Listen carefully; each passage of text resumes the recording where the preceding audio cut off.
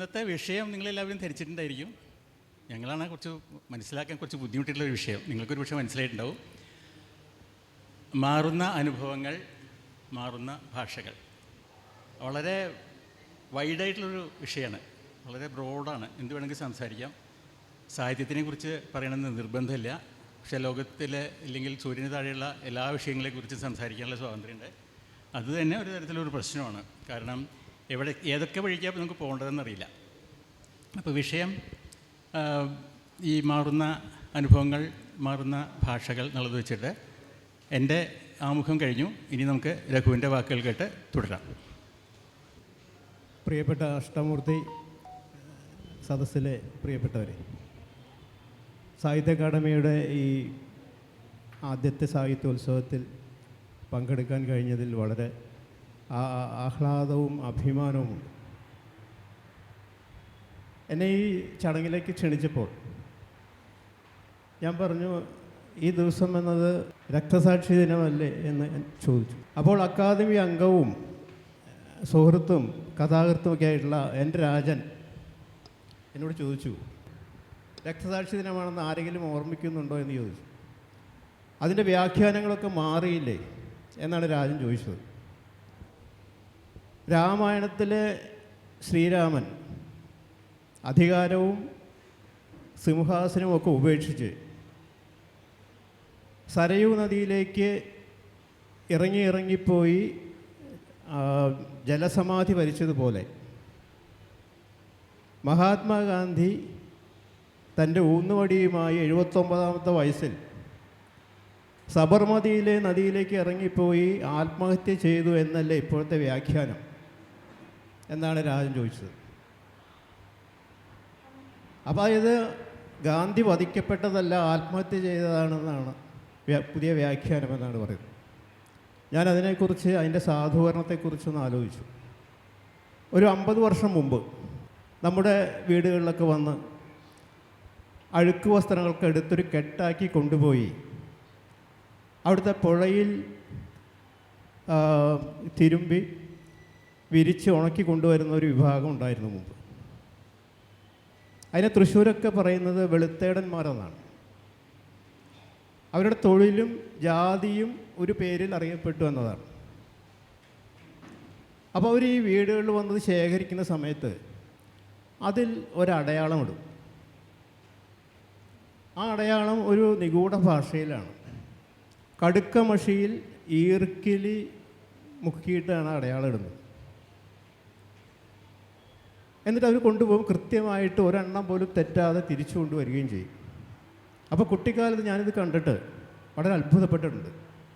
കാരണം ഇവർ ഈ അടയാളമൊക്കെ ഇട്ട് കൊണ്ടുപോകും. അത് പുഴയിൽ മുക്കുമ്പോൾ വെള്ളം നനയുമ്പോൾ അത് മാഞ്ഞു പോവില്ല എന്നായിരുന്നു എൻ്റെ ഒരു സംരംഭം. പക്ഷെ എന്നെ അത്ഭുതപ്പെടുത്തിക്കൊണ്ട് അവർ തിരിച്ചു വന്നപ്പോൾ ഈ അടയാളം കൂടുതൽ തെളിയുകയാണ് ഉണ്ടായത്. അതുപോലെയാണ് ഈ ഇന്ത്യൻ ഹൃദയത്തിലെ ഗാന്ധിയുടെ സ്ഥാനം അടയാളപ്പെടുത്തിയിട്ടുള്ളത്. അത് ആരൊക്കെ അലക്കിയാലും ആരൊക്കെ ചവിട്ടി താഴ്ത്താൻ ശ്രമിച്ചാലും അത് കൂടുതൽ തെളിഞ്ഞു വരികയുള്ളൂ എന്നതാണ് വാസ്തവം. അതുകൊണ്ട് ജനുവരി 30 എന്നൊരു ദിവസമുണ്ടെങ്കിൽ അത് രക്തസാക്ഷി ദിനം തന്നെയാണ്, ഗാന്ധി വധിക്കപ്പെട്ട ദിവസം തന്നെയാണ്. അപ്പോൾ അതുകൊണ്ട് ആ രാജൻ്റെ ആ ഒരു ആശങ്കയിൽ യാതൊരു അടിസ്ഥാനവുമില്ല എന്നാണ് എനിക്ക് പറയാനുള്ളത്. ഇനി നമ്മുടെ ചർച്ചയിലേക്ക് വരുമ്പോൾ അനുഭവങ്ങളുടെ മാറുന്ന അനുഭവങ്ങളാണ്. അപ്പോൾ എന്തായാലും കുറച്ച് വ്യക്തിപരമായ കാര്യങ്ങൾ നമുക്ക് പറയേണ്ടി വരുമെന്ന് തോന്നുന്നു. അപ്പോൾ അത് അഷ്ടമൂർത്തിയിലൂടെ അത് തുടങ്ങാം എന്നാണ് ഞാൻ വിചാരിക്കുന്നത്. അഷ്ടമൂർത്തിക്ക് അദ്ദേഹത്തിൻ്റെ വായനക്കാർ ഇവിടെ ധാരാളം ഉണ്ടായിരിക്കുള്ളതിൽ അവർക്ക് വേണ്ടി കൂടിയാണ് ഞാനിത് ചോദിക്കുന്നത്. അഷ്ടമൂർത്തിക്ക് 3 ജന്മങ്ങളുണ്ടെന്നാണ് ഞാൻ കാണുന്നത്. പലരും അങ്ങനെ കണ്ടിട്ടുണ്ട്. ഒന്ന്, അഷ്ടമൂർത്തി ആറാട്ടുപുഴയിൽ ഉണ്ടായിരുന്ന ഒരു കാലം, യൗവനകാലം. അതിനുശേഷം അദ്ദേഹം ബോംബെയിലേക്ക് പോകുന്ന ഒരു കാലം, ബോംബെയിലുള്ള കാലം. വീണ്ടും തിരിച്ചു വന്ന് ഇപ്പോഴത്തെ ജീവിതം നയിക്കുന്ന ഒരു കാലം. ഈ 3 കാലവും കൂടിച്ചേർന്ന ഒരു വ്യക്തിയാണ് അഷ്ടമൂർത്തി. അദ്ദേഹത്തിൻ്റെ കഥകളും അദ്ദേഹത്തിൻ്റെ പ്രധാനപ്പെട്ട നോവലും കഥകളും എല്ലാം ഉണ്ടായത് ആ സമയത്താണ്. അപ്പോൾ ഒരു നാടിനേക്കാൾ മറ്റൊരു നാട് ആ, ജന്മഗ്രഹമായ പോലെയാണ് അഷ്ടമൂർത്തിയുടെ കഥകളും കാര്യങ്ങളുമൊക്കെ. അക്കാലത്തെ കഥകളുടെ പേരുകൾ തന്നെ നമുക്ക് നോക്കിയാൽ അറിയാം. ഇപ്പോൾ വസന്ത കുർലേക്കർ, രോഹിണി ഭട്ട്, അതുപോലെ ലാപത്ത എന്ന കഥയിലെ മുഖോപാധ്യായ, ഇങ്ങനെ കേരളവുമായിട്ട് യാതൊരു ബന്ധവുമില്ലാത്ത കഥാപാത്രങ്ങളാണ്. എല്ലാം ബോംബെ ബേസ്ഡാണ്. അഷ്ടമൂർത്തി എന്തെങ്കിലും അതിനെക്കുറിച്ച് ചിന്തിച്ചിട്ടുണ്ടോ? അതോ യാദൃശ്ചികമായിട്ട് വന്നതായിരിക്കാം, എങ്കിൽ പോലും അതിനെക്കുറിച്ച് ചിന്തിച്ചിട്ടുണ്ടോ എന്നുള്ളതാണ് എൻ്റെ ചോദ്യം. ഇപ്പം ഞങ്ങളുടെ സെഷൻ്റെ ഏകദേശം ഒരു ഡയറക്ഷൻ നിങ്ങൾക്ക് മനസ്സിലായിട്ടുണ്ടെന്ന് വിചാരിക്കുന്നു. ഞങ്ങൾ പരസ്പരം ഒന്ന് പുകഴ്ത്തിക്കൊണ്ട് കുറച്ച് സംസാരിക്കാമെന്ന് വിചാരിക്കുന്നു. കാരണം ഞങ്ങൾ രണ്ടുപേരും കാര്യമായിട്ടൊന്നും ആർക്കും അറിയില്ല. അതുകൊണ്ട് രഘുവിനെക്കുറിച്ച് ഞാനും എന്നെക്കുറിച്ച് രഘുവും കുറച്ചൊക്കെ സംസാരിക്കാൻ ഉദ്ദേശിക്കുന്നത്. എന്തായാലും 1 മണിക്കൂർ ഞങ്ങൾക്ക് കിട്ടിയിട്ടുണ്ട്. എന്ന് മാത്രമല്ല അതിൽ ഇടപെടാൻ ആരും ഇല്ല. ഇടയിൽ സാധാരണ എനിക്കൊരു മോഡറേറ്ററൊക്കെ വേണ്ടതാണ്, ഒരു അധ്യക്ഷൻ വേണ്ട, അതൊന്നുമില്ല. അത് കാരണം ഞങ്ങൾക്ക് സർവതന്ത്ര സ്വാതന്ത്ര്യമുണ്ട്. അപ്പോൾ രഘു എന്നെക്കുറിച്ച് പറഞ്ഞത് 3 ജന്മങ്ങളുണ്ടെന്ന് പറഞ്ഞു. 3 ജന്മം ഉണ്ടോയെന്നറിയില്ല. അപ്പോൾ ഈ ബോംബെ എന്നെ സംബന്ധിച്ചിടത്തോളം ഞാൻ ചില സ്ഥലത്ത് എൻ്റെ 2ാം ജന്മദേശം എന്ന് പറഞ്ഞിട്ടുണ്ട്. പക്ഷേ 2ാം ജന്മദേശം എന്ന് പറയുന്നതിനൊരു ശരിയാണോ എന്ന് എനിക്കറിയില്ല. പക്ഷേ എന്നെ സംബന്ധിച്ചിടത്തോളം ബോംബെ എൻ്റെ 2ാമത്തെ ജന്മം തന്നെയാണ്. ഏകദേശം 12 വർഷം ഞാൻ ബോംബെയിൽ ജീവിച്ചിട്ടുണ്ട്. ബോംബെയിൽ ജീവിച്ചിട്ടുണ്ടെന്ന് പറഞ്ഞാൽ ബോംബെയിൽ ജീവിച്ചിട്ടുണ്ടെന്നേ അർത്ഥമുള്ളൂ കേട്ടോ. ബോംബെയിൽ ജീവിച്ചാൽ നേടിയെടുക്കാവുന്ന ഒന്നും ഞാൻ അവിടെ നിന്ന് നേടിയിട്ടില്ല. കാരണം ഞാൻ അവിടെ വളരെ ഒതുങ്ങിയൊരു ജീവിതമായിരുന്നു. ഇന്ന് ചെയ്യുന്ന പോലെ തന്നെ അന്നും ചെയ്തത്. ബോംബെയിൽ നിന്ന് നേടാവുന്നതൊന്നും നേടിയില്ല. പക്ഷേ ബോംബെ എന്നുള്ള നഗരം എത്രമാത്രം പാസീവായിട്ട് ജീവിച്ചാലും ആ ബോംബെ നമ്മളെ പലതരത്തിലും നമ്മളെ സ്വാധീനിക്കും. ഇപ്പോൾ ഉദാഹരണമായിട്ട് ഞാൻ ഇവിടെ നിന്ന് പോകുമ്പോൾ നമ്മുടെ മനസ്സിലുണ്ടായിരുന്ന പല തെറ്റിദ്ധാരണകളും അഴിഞ്ഞു വീഴും. അവിടെ ചെന്ന് കഴിഞ്ഞാൽ തന്നെ നമ്മുടെ ആനന്ദിൻ്റെ ആൾക്കൂട്ടം വായിച്ചിട്ടാണ് ഞാൻ ഇവിടെ നിന്ന് പോകുന്നത്. ആൾക്കൂട്ടം 2 പ്രാവശ്യം വായിച്ചിട്ടാണ് ഞാൻ ബോംബെയിൽ കാലുകുത്തുന്നത്. അപ്പോൾ അതിൽ തന്നെ ആദ്യത്തെ വാചകം വിക്ടോറിയ ടെർമിനസിൽ ഒരു വണ്ടി വന്നു എന്നിട്ടാണ് ആദ്യത്തെ വാചകം. അപ്പോൾ പിന്നെ അവിടെ നിന്ന് ഇങ്ങനെ ആൾക്കൂട്ടം മാത്രമായിട്ടാണ് ആനന്ദ് ഈ ബോംബെ കണ്ടിരിക്കുന്നത്. അപ്പോൾ അതിൽ ജോസഫ് എന്നൊരു കഥാപാത്രമുണ്ട്. ജോസഫ് നാട്ടിൽ നിന്ന് വളരെ വലിയ പ്രതീക്ഷകളൊക്കെ ആയിട്ട് ചെല്ലുന്ന ആളാണ്. പക്ഷെ അവിടെ ചെന്നപ്പോൾ മനസ്സിലായി അയാളൊന്നുമല്ല എന്നുള്ളത് മനസ്സിലായി. ആ ഒരു തിരിച്ചറിവാണ് നമുക്ക് ബോംബെയിൽ ചെല്ലുമ്പോൾ ആദ്യമായിട്ട് നമുക്ക് കിട്ടുന്നത്. അതാണ് ഏറ്റവും വലിയ തിരിച്ചറിവെന്ന് എനിക്ക് തോന്നുന്നു. അപ്പോൾ ഇപ്പോൾ രഘു പറഞ്ഞതുപോലെ എൻ്റെ ഈ കഥകളെ ബോംബെ ജീവിതം സ്വാധീനിച്ചിട്ടുണ്ടെന്ന് പറഞ്ഞാൽ യാതൊരു അത്ഭുതമില്ല, ഒരു സംശയമില്ല. പക്ഷേ ഈ പറഞ്ഞ പോലെ ഈ ആദ്യത്തെ ജന്മത്തിൽ ഈ ആറാട്ടുപുഴയിൽ ആറാട്ടുപുഴയിൽ മാത്രമേ ഞാൻ ജീവിച്ചുള്ളൂ എന്ന് വരികിൽ ഞാൻ എഴുത്തുകാരനാവുമോ എന്നുള്ളൊരു ചോദ്യം ഉണ്ട്. ഉണ്ടായിരിക്കാം, ഒരു പക്ഷേ ഞാൻ എഴുതിയെന്നും വരാം. പക്ഷേ ഈ ഇന്ന് കാണുന്ന എൻ്റെ എഴുത്ത് ആവില്ല ഞാൻ ബോംബെക്ക് പോയിട്ടില്ലായിരുന്നെങ്കിൽ എന്നുള്ള കാര്യം ഉറപ്പിച്ച് പറയാം. ഇതൊക്കെ ഒരു ഹൈപ്പോത്തറ്റിക്കൽ ക്വസ്റ്റ്യൻസാണ്. ഇപ്പോൾ വേറൊരു കാര്യം, ഞാൻ ബോംബെയിൽ എത്തിയിട്ട് ഞാനൊരു BCom പാസ്സായിട്ട് നേരെ ഇവിടെ നിന്ന് പോയ ആളാണ്. അവിടെ ഏട്ടൻ്റെ എന്നുള്ള കാര്യം കൊണ്ടാണ് BComകാർക്ക് ഭയങ്കര ഡിമാൻഡാന്നൊക്കെ വിചാരിച്ചിട്ട് ഞാൻ ബോംബെയിൽ പോയ ആളാണ്. അപ്പോൾ അവിടെ ചെന്ന് കഴിഞ്ഞിട്ട് എൻ്റെ ഒരു അഭ്യുതകാംക്ഷി എന്ന് പറഞ്ഞിട്ട് അച്ഛൻ്റെയൊക്കെ ഒരു കൂട്ടുകാരൻ ഒരു ബാലമേനുണ്ടായിരുന്നു. ബാലമേനൻ വളരെ ഇതായിട്ട് എൻ്റെ അച്ഛൻ്റെ മകനാണല്ലോ എന്നുള്ളൊരു വാത്സല്യം എന്നോടുണ്ടായിരുന്നു. അപ്പോൾ ഇടയ്ക്കൊക്കെ ഓഫീസിലേക്ക് ഫോൺ ചെയ്യും. അന്ന് വീട്ടിലൊന്നും ഫോണില്ല. അപ്പോൾ ഇടയ്ക്ക് ഇങ്ങനെ വിളിച്ചിട്ട് കുശലാന്വേഷണങ്ങൾ നടത്തും. പിന്നെ ഒരു 5-6 മാസത്തേക്ക് ആളെ കണ്ടില്ല, ആൾ വിളിച്ചില്ല. പിന്നെ ഒരു ദിവസം വിളിച്ചിട്ട് പറഞ്ഞു, ഞാൻ ഭയങ്കര തിരക്കിലായിരുന്നു, 5-6 പേരെ എനിക്ക് അത്യാവശ്യം ഉണ്ടായിരുന്നു. അന്ന് ഗൾഫ് ബൂം തുടങ്ങുന്ന സമയമാണ്, 75-76 അന്ന് തുടങ്ങുക. ഈ ഗൾഫിലേക്കുള്ള ഇവിടുന്ന് കുടിയേറ്റം വലിയ തോതിൽ തുടങ്ങുന്ന സമയമാണ്, തുടങ്ങി വയ്ക്കുകയാണ്. അപ്പോൾ സമയത്ത് ഒരു 6 BComകാരെ അത്യാവശ്യമായിട്ട് വേണ്ടി വന്നു. അപ്പോൾ ബാലമേനൻ പറഞ്ഞു, ഞാൻ 6 പേരെ വളരെ ബുദ്ധിമുട്ടിയ ദിവസം കണ്ടുപിടിച്ചിട്ട് ഞാൻ അയച്ചു കഴിഞ്ഞു, അതിൻ്റെ തിരക്കിലായിരുന്നു. അത് പറഞ്ഞു കഴിഞ്ഞാൽ ഉടനെ ആൾ പറഞ്ഞു, അഷ്ടമൂർത്തി എന്താ പഠിച്ചേക്കണത്? ഞാൻ BCom. അയ്യോ, ഇത് മുമ്പ് പറഞ്ഞു വെച്ചാൽ ഞാൻ ഇപ്പോൾ ഒന്ന് ദുബായിൽ എത്തേണ്ട സമയം കഴിഞ്ഞു. അപ്പോൾ കുറച്ച് സങ്കടം തോന്നി അന്ന്. അപ്പോൾ എന്നോട് പാസ്പോർട്ട് എടുത്ത് വെച്ചിട്ടുണ്ടോ? പാസ്പോർട്ടൊന്നുമില്ല. എന്നാൽ വേഗം പാസ്പോർട്ട് എടുക്കുന്നു. എന്നിട്ട് പാസ്പോർട്ട് പോയി എടുത്തു. പോയില്ല നമുക്കറിയാമല്ലോ, ഞാൻ പിന്നെ പോയില്ല. അപ്പോൾ ഞാൻ ആലോചിക്കാറുണ്ട്, നമ്മുടെ ജീവിതം ഒരുപക്ഷെ ഈ ബോംബെ എന്നുള്ളതുപോലെ തന്നെ ദുബായിലേക്കും പോകാൻ സാധ്യത ഉണ്ടായിരുന്നു ആ കാലത്ത്. അവിടെ ചെന്ന് കഴിഞ്ഞാൽ ഈ പറഞ്ഞ ഞാൻ ബോംബെയിൽ ജീവിച്ചിരുന്ന കാലത്തെ കഥകളാണ് എഴുതുക, ഞാൻ കഥകൾ എഴുതുമായിരുന്നു. ഇതൊക്കെ ഹൈപ്പോത്തറ്റിക്കലാണ്, നമുക്ക് എവിടേക്കോ എന്തൊക്കെയോ വരച്ച് വെച്ചിട്ടുണ്ടെന്ന് തോന്നും. ആ നിലയ്ക്കായിരിക്കാം ഒരുപക്ഷെ എൻ്റെ ബോംബെ ജീവിതത്തിന് ഞാൻ കാണുന്നത്. ബോംബെ ജീവിതം ഇല്ലായിരുന്നെങ്കിൽ എനിക്ക് സംശയമില്ല ഞാൻ ഇന്ന് എഴുതിയ ഈ സാഹിത്യം, ഇന്ന് എൻ്റെ വളരെ ചുരുങ്ങിയ എഴുത്ത് ഞാൻ നടത്തിയിട്ടുള്ളൂ, അതിൻ്റെ ഗ്രാവിറ്റോ അല്ലെങ്കിൽ അതിൻ്റെ കാഴ്ചപ്പാടുകളൊന്നും ഞാൻ ബോംബെയിൽ പോയിരുന്നില്ലായിരുന്നെങ്കിൽ ഉറപ്പാണ് ഞാൻ എഴുതുമായിരുന്നില്ല. എൻ്റെ കഥകൾ വേറെ തരത്തിലാകുമായിരുന്നുള്ള ഒരു ഉറപ്പാണ്. നല്ലതോ ചീത്തോ എന്നൊക്കെ പറയാൻ പറ്റില്ല. ഇതുപോലെ തന്നെയാണ് നമ്മൾ ജീവിക്കുന്ന ഈ മാറുന്ന അനുഭവങ്ങൾ എന്നുള്ള ഒരു വിഷയം. അപ്പോൾ ഈ അനുഭവങ്ങൾ മാറുന്നത് ബോംബെയിൽ ചെല്ലുമ്പോഴാണ്. ഞാൻ പറയില്ല, ഒരുപാട് തെറ്റിദ്ധാരണകൾ അഴിഞ്ഞു വീഴുന്നൊക്കെ അവിടെ ചെല്ലുമ്പോഴാണ്. ഇന്ന് നമ്മൾ നിസ്സാരണം, നമ്മൾ ആരുമല്ല എന്നൊക്കെ മനസ്സിലാക്കുന്ന ഒരു തിരിച്ചറിവ് നമുക്ക് കിട്ടുന്നത് അവിടെ വെച്ചിട്ടാണ്. അപ്പോൾ ഈ ജീവിക്കുന്ന സ്ഥലം, നമ്മൾ താമസിക്കുന്ന സ്ഥലം അല്ലെങ്കിൽ ജീവിക്കുന്ന സ്ഥലം വളരെ പ്രധാനമാണ് നമ്മുടെ ഈ അനുഭവങ്ങൾ നമുക്ക് തരുന്നത്. ഈ അനുഭവങ്ങളെക്കുറിച്ച് പറയുമ്പോൾ രഘുവിനെക്കുറിച്ചും പറയാം. രഘു എനിക്ക് തോന്നുന്നത് അങ്ങനെ ഇന്ത്യക്ക് പുറത്ത് അല്ല കേരളത്തിന് പുറത്ത് അങ്ങനെ ജീവിക്കേണ്ടി വന്നിട്ടില്ല. രഘു ആ കാര്യത്തിൽ വലിയ ഭാഗ്യവാനാണ് ഒരു തരത്തിൽ. കാരണം വളരെ സൗകര്യപ്രദമായിട്ടൊരു ജോലി കിട്ടി, കേരളത്തിൽ തന്നെ തുടർന്നു, കേരളത്തിൽ തന്നെ ഇപ്പോഴും ജീവിക്കുന്നു. വല്ലപ്പോഴൊക്കെ ഒന്ന് പുറത്ത് പോയി വരുന്നുണ്ടതിൽ കവിഞ്ഞ് കേരളത്തിന് പുറത്ത് ജീവിക്കേണ്ട ഒരു സാഹചര്യം രഘുവിന് വന്നിട്ടില്ല. നല്ലതോ ചീത്തയെന്ന് അറിയില്ല, പക്ഷേ രഘുവിന് അത് വേണ്ടി വന്നിട്ടില്ല. രഘു തുടക്കത്തിൽ തന്നെ ഒരു പത്രത്തിൻ്റെ ആളായിരുന്നു. പത്രപ്രവർത്തകനായിട്ടാണ് രഘു കയറി വരുന്നത്. വളരെ പ്രശസ്തനായിട്ടുള്ള ഒരു പത്രപ്രവർത്തകൻ്റെ മകനാണെന്ന് നമുക്കറിയാം രഘു. ആ പാത പിന്തുടർന്നുകൊണ്ടാണ് തന്നെയാണ് രഘുവിൻ്റെ ജീവിതം കരുപിടിച്ചത്. എനിക്ക് രഘുവിനോട് ചോദിക്കാനുള്ളത്, ഈ പത്രപ്രവർത്തനം എന്ന രംഗത്ത് വന്നുപെട്ടില്ലായിരുന്നെങ്കിൽ എന്തായിരിക്കും രഘുവിൻ്റെ സാഹിത്യം എന്നുള്ളതാണ്. തീർച്ചയായിട്ടും എനിക്ക് തോന്നുന്നത് ഈ രഘുവിൻ്റെ വളരെ പ്രശസ്തമായിട്ടുള്ള നോവലുണ്ട്. രഘു കുറേ നോവലുകൾ എഴുതിയിട്ടുണ്ട്. രഘു ഒരുപാട് നോവലുകൾ എഴുതിയിട്ടുണ്ട്. ഇവരുടെ നിർഭാഗ്യവശാൽ പലരും അത് വേണ്ട പോലെ ഇന്നും വായിച്ചിട്ടില്ല. അപ്പോൾ എനിക്ക് തോന്നുന്നു 90കളിലൊക്കെ ആവും ഒരുപക്ഷെ സമാധാനത്തിന് വേണ്ടിയുള്ള യുദ്ധങ്ങൾ നോവൽ വന്നത്. അത് മാധ്യമത്തിൽ വന്നതാണ് എൻ്റെ ഓർമ്മ. അത് പിന്നെ പുസ്തകമായി ഒരുപക്ഷെ മലയാള സാഹിത്യത്തിൽ ആദ്യമായിട്ട് ഇന്ത്യക്ക് പുറത്തുള്ള ഒരു പ്രദേശം നോവലിൽ വരുന്നത് സമാധാനത്തിന് വേണ്ടിയുള്ള യുദ്ധങ്ങൾ എന്നുള്ള നോവലിലാണ്. എന്ന് മാത്രമല്ല, അത് എൻ്റെ ചരിത്ര പശ്ചാത്തലം എന്തായിരുന്നു വെച്ചാൽ,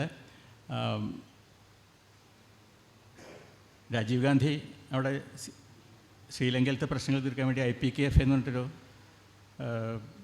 സേനയെ രൂപീകരിച്ച് അവിടേക്ക് അയച്ചു. അതിലൊരു പട്ടാളക്കാരൻ്റെ ഭാര്യയുടെ ആത്മകഥം പോലെയൊക്കെയാണ് ഈ നോവൽ വരുന്നത്. രഘു അന്ന് ശ്രീലങ്കയിൽ പോയിട്ടില്ല. പിന്നെ പോയിട്ടുണ്ടോ? പിന്നെ പോയിട്ടില്ല. അപ്പം ഇപ്പം നമ്മൾ പറയാറുണ്ട് TD രാമകൃഷ്ണൻ്റെ നോവല് ആണ്ടാൾ ദേവനായകി ശ്രീലങ്കയുടെ പശ്ചാത്തലത്തിൽ എഴുതപ്പെട്ട നോവലാണ്. അന്ന് രഘു ആ നോവൽ എഴുതിയ കാലവും ഇന്ന് TD രാമകൃഷ്ണൻ എഴുതിയ കാലവും വളരെയധികം വ്യത്യാസമുണ്ട്. കാരണം സോഷ്യൽ മീഡിയ അല്ലെങ്കിൽ ഇൻ്റർനെറ്റ് വളരെ പ്രബലമായി കഴിഞ്ഞൊരു സമയത്താണ്. രഘു അത് എഴുതുന്ന കാലത്ത് ഇത്രയൊന്നും വിവരങ്ങൾ ശേഖരിക്കാനുള്ള സൗകര്യം ഉണ്ടായിരുന്നില്ല. എനിക്ക് തോന്നുന്നു ഒരു പക്ഷേ പത്രപ്രവർത്തകൻ ആയതുകൊണ്ടായിരിക്കാം രഘുവിന് ഈ ആ നോവൽ എഴുതാൻ കഴിയുന്ന ഞാൻ വിശ്വസിക്കുന്നു. ഒരു കാര്യം കൂടിയുണ്ട് അല്ലേ, കാരണം ഞാൻ ഇതേപോലെ തന്നെ ഈ കണക്കിൽ ഞാൻ തീരെ മോശമാണ്, ഇപ്പോഴും മോശമാണ്. പക്ഷേ എന്തോ കഷ്ടകാലത്തിന് എൻ്റെ ജീവിതം മുഴുവൻ അങ്ങനെ ആയിപ്പോയി. അപ്പോൾ ഞാൻ ബോംബെയിൽ ഞാനൊന്നും ലൈൻ മാറി പഠിക്കാൻ നോക്കി. ഒന്നും മാറി പഠിക്കാൻ വേണ്ടിയിട്ട് ഞാൻ ജേർണലിസം കോഴ്സിന് ചേർന്നു ഭാരതീയ വിദ്യാഭവൻ്റെ. അത് വലിയ കുഴപ്പമൊന്നുമില്ലാണ്ട് പാസ്സായി. അപ്പോൾ ഞാൻ ഇംഗ്ലീഷ് പത്രപ്രവർത്തനം അവിടെ ബോംബെയിൽ അതിനുള്ള സാധ്യത. അപ്പോൾ ഞാൻ അതിനുവേണ്ടി ശ്രമിച്ചു, മലയാളത്തിലും ശ്രമിച്ചു. കൂട്ടത്തിൽ എനിക്ക് എവിടെയും കിട്ടിയില്ല, ആ വഴിക്ക് പോകാനേ പറ്റിയില്ല. അപ്പോൾ എന്നോട് 2-3 എഴുത്തുകാരെന്നെ പറഞ്ഞു അതിൽ പോകണ്ട, കാരണം പത്രപ്രവർത്തനത്തിൽ പോയി കഴിഞ്ഞാൽ എഴുത്ത് നേരാവാൻ വളരെ ബുദ്ധിമുട്ടാണ്. കാരണം നമ്മൾ പകൽ ചെയ്യുന്ന പണി തന്നെയാണ് വീണ്ടും രാത്രി നമ്മൾ രാത്രികളിലൊക്കെയാണ് നമ്മൾ ജോലി കഴിഞ്ഞിട്ടാണ് നമ്മുടെ എഴുത്ത് തുടങ്ങുന്നതൊക്കെ. നമ്മളൊരു സമാന്തര ജീവിതം നയിക്കുന്ന ആളുകളാണല്ലോ. അപ്പോൾ ആ വഴിക്ക് പോകണ്ട എന്ന് പറഞ്ഞു. ആ വഴിക്ക് പോകണ്ടെന്ന് അവരുടെ ഉപദേശം കേട്ടിട്ടൊന്നുമില്ല, സത്യത്തിൽ എനിക്ക് സൗകര്യം കിട്ടാനായിട്ടാണ്. എനിക്ക് ആരും ജോലി തരാത്ത കാരണം ഞാൻ വഴിക്ക് പോകുന്നത്. അപ്പോൾ എനിക്ക് രഘുവിനോട് ചോദിക്കാനുള്ള കാര്യം ഇത് തന്നെയാണ്.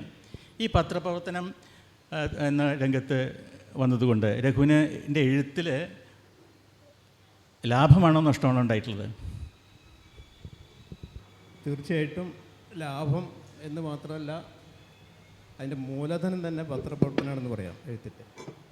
അപ്പോൾ അഷ്ടമൂർത്തിക്കും ബോംബെയിൽ പോയി അഷ്ടമൂർത്തി ഒരു മറ്റൊരാളായി മാറിയതുപോലെ തന്നെയാണ് ജേർണലിസം എന്നത് എന്നെപ്പോലെ ഒരു ഗ്രാമത്തിൽ നിന്ന് ഒരു വലിയ വിശാലമായൊരു പത്രത്തിൻ്റെ ലോകത്തിലേക്ക് പോയപ്പോൾ ഉണ്ടായത്.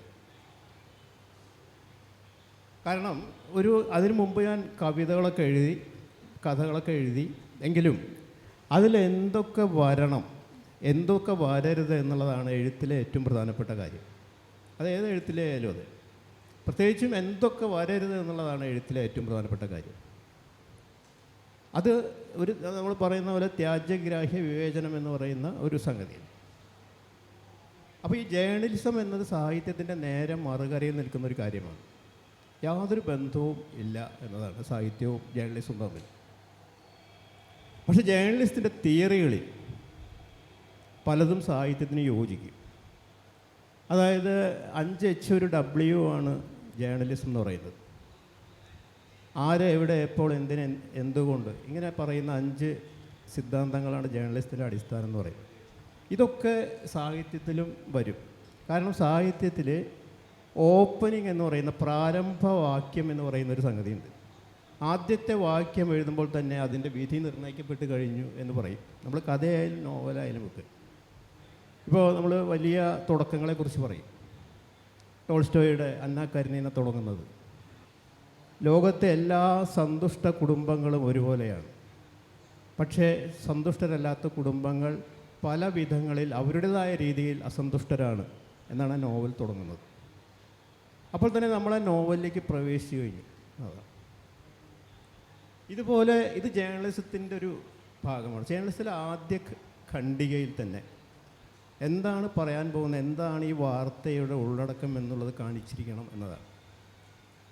അപ്പോൾ കഥയിലായാലും നോവലിലായാലും ഈ ഒരു വാതിൽ തുറക്കുക എന്നുള്ളത്, ഓപ്പണിംഗ് ദ ഡോർ എന്നുള്ളത് വളരെ പ്രധാനമാണ്. അതാണ് ആ കൂടി ജേർണലിസ്റ്റിനും സാഹിത്യമായിട്ടൊരു ബന്ധമായിട്ട് എനിക്ക് തോന്നിയിട്ടുള്ളത്.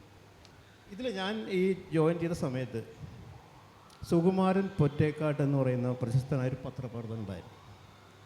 അദ്ദേഹത്തെക്കുറിച്ച് ആരെങ്കിലും ഇവിടെ കേട്ടിട്ടുണ്ടോ എന്ന് പോലും എനിക്ക് സംശയമാണ്. പുറമേക്ക് അങ്ങനെ കേൾക്കാത്ത ഒരാൾ. മാതൃഭൂമിയുടെ മുഖപ്രസംഗം എഴുതിയിരുന്ന അദ്ദേഹമായിരുന്നു.